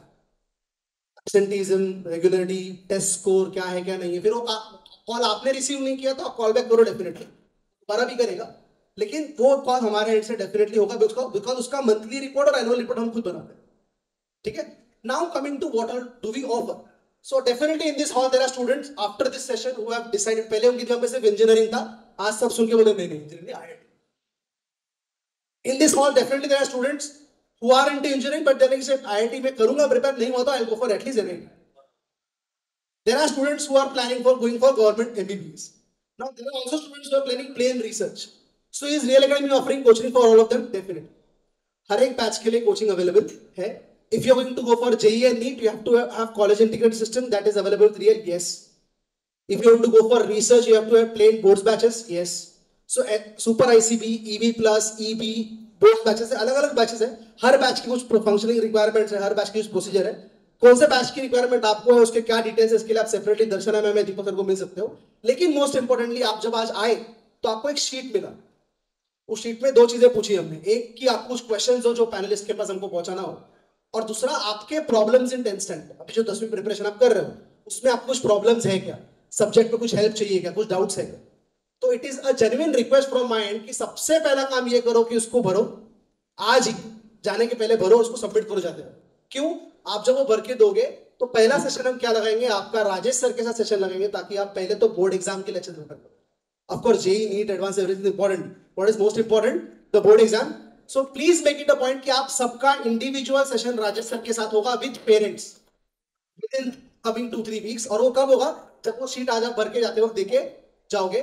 As soon as the session gets completed, whatever extra guidance is required, Deepak sir, Darshana ma'am, myself will be available in office. We can individually talk to each other. One last image is there to help you understand how do we actually function in science. We have planned exams as per NTA pattern. NTA is nothing but National Testing Agency, जो JEE NEET conduct करते हैं. 24/7 doubt solving portal है. Best faculties है IITs, NITs से. ई library है.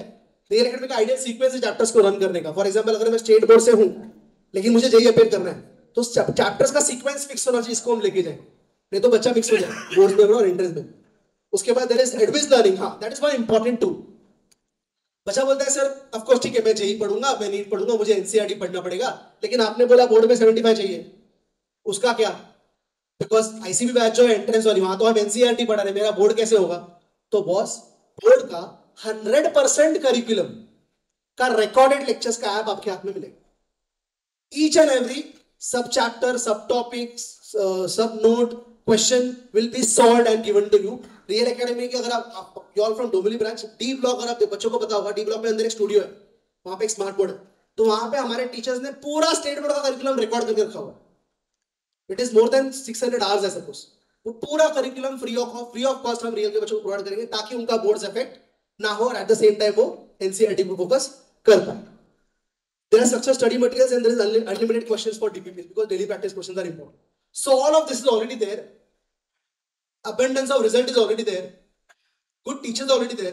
ये वो situation हो गई, JEE चाहिए, NEET चाहिए, CET चाहिए, जो चाहिए आ जाओ करा दूं. But what really matters is your effort. ठीक है? ऐसा कोई मेरे पास रेसिपी नहीं कि तुम आए, मैंने घोल के पिला दिया, तुम आयोडीन बन गए. ऐसा कहीं नहीं होता. कोई कितना भी फेक ले, ऐसा नहीं होता. It is not the brand that is getting you somewhere. It is the effort that you are putting in. We are going to guide, we are going to monitor, we are going to mentor, and that is something we have been truly, honestly doing for last 17 years. And since we have been doing it honestly, that is the only reason that we still have our ex-students connected. मतलब मुझे बहुत proud feel होता है बताने में. Even Amol sir जो हमारे director आज आ नहीं पाए, तो उन्होंने मैसेज दिया था मुझे देने के लिए कि Real Academy is the only private coaching class और an institute to have an ex student organisation of its own. जी मुलं आमच्या इथून 12वी पास आउट होतात, आपलं इस क्लास 12वी पर्यंतच आहे, ते 12वी नंतर पण त्यांची एक संस्था आहे रिएलुमनाय नावाने, रिएलची alumni. So Realumni is a government registered not for profit youth run organization. We started back in 2014 with 7 people, myself and Kaustubh were the ones to start, and today we have more than 300 volunteers working for social causes. मी सांगायला आवडेल की शहापूर, वासिन, अलिबाग, कर्जत अशा ठिकाणी ग्रामीण भागामध्ये, आदिवासी पाड्यामध्ये ही मुलं 3-4 लाखाचे grains, food grains, clothes, cycles, swimming machines हे डोनेशन जमा करतात आणि तिथे जाऊन त्या गरजू लोकांना पोहोचवतात. किस एज में? एट द एज ऑफ 18, 19, 20, जब आधा यूथ कट्टे में बैठ के कंप्लेंट कर रहा है कि देश कैसे बर्बाद. नहीं, रियल का यूथ ये नहीं कर रहा. So that's the only reason that is still connected to us, because whatever we are giving from core heart. And one bad experience I share with all of you. हर साल ऐसा होता है, दर्शन में शायद एग्री करेंगे हमारे साथ, कि कुछ स्टूडेंट्स ऐसे होते हैं जो 11th में नहीं रिलेट करते, ते 10वी नंतर 11th आपल्याकडे रिलेट नाही होत, ते XYZ मित्रांमुळे काहीतरी ऐकल्यामुळे कुठेतरी जातात आणि मग 11वी संपल्यावर परत 12वीला येतात. तिथे गेलो, असं झालं, कळलं नाही, आता शिकवा. और ये इस एग्जाम्पल में ना मुझे मेरे एक फ्रेंड लॉयर है, उनका स्टेटमेंट याद आता है. लॉयर है, famous lawyer from Dombivli, doctor Ramprakash Nair. He said कि मुझे कभी भी कोई पहले बार मेरे पास आता है अपना प्रॉब्लम लेके, तो मैं उसको बोलता हूँ भाई सोल्यूशन ऐसे ऐसे होगा, और उसको लगता है नहीं सोल्यूशन बहुत डिफिकल्ट है, वो कहीं और जाता है. और फिर वापस पछता के मेरे पास आता। तो अगर मुझे आप फ्रेश पीस कपड़ा लाके दोगे और बोलोगे शर्ट बना के दो, तो मैं बना सकता हूँ। लेकिन आप उस कपड़े को कहीं और लेके गए, पैंट बना लिया और आपको अच्छा नहीं लग रहा, बोलोगे इसका शर्ट बना के दो, तो दिक्कत बढ़ जाए। So it is very well guided to start your journey at the first note from April itself. We are announcing our batches from 10th or 15th of April. 10-15 एप्रिलच्या आसपास batches start करू. सुरुवातीला ब्रिज कोर्स असणार which will help you relate 10th and 11th, and then we'll go full fledged with entrance preparations, जहां पे छुट्टी, Instagram, reel, social media, Facebook, vacations, festivals थोड़ा 2 साल के लिए भूल जाओ, because it is for your better future. Example, आज बाकी सारे बैचेस को छुट्टी है, सो कॉल्ड वर्ल्ड कप, लेकिन 12वीं के एंट्रेंस के बैचेस को छुट्टी नहीं है। आपको टेंशन लेने की जरूरत नहीं, बिकॉज अगला वर्ल्ड कप आपके जेई के बाद है। ठीक है, is that clear? Did you understand all the answers from the panel today? Do you have any queries? You can discuss separately also, sheet पे आप क्वेश्चंस दे दो। I think these people, even light जाने के बाद भी कोई ये नहीं बोला मैं जा रहा हूं, मुझे गर्म हो रहा है। They all waited here. तो मुझे लगता है इन सबको एक छोटा सा राउंड ऑफ अप्लॉज तो बनता है। Please give a little bit of all the speakers. मेरा authority है, गारंटी है कि इस सेशन के बाद भी अगर कुछ क्वेश्चंस हमको हैं तो हम इनसे बाद में सेपरेटली लेटर ऑन रिलेट कर सकते हैं और ये आंसर देंगे। नहीं देंगे तो मैं पीछे रख के ले लूंगा, तकलीफ में उनको दे सकता हूँ हक से। And I guess that's all from today's session. Thanks for being a wonderful audience. I know it is difficult to sit for 2.5 hours at one place, that too on not so comfortable chairs, but you've been so wonderful and I wish you all the best. Happy Diwali once again. Let us go enjoy the match. Thank you.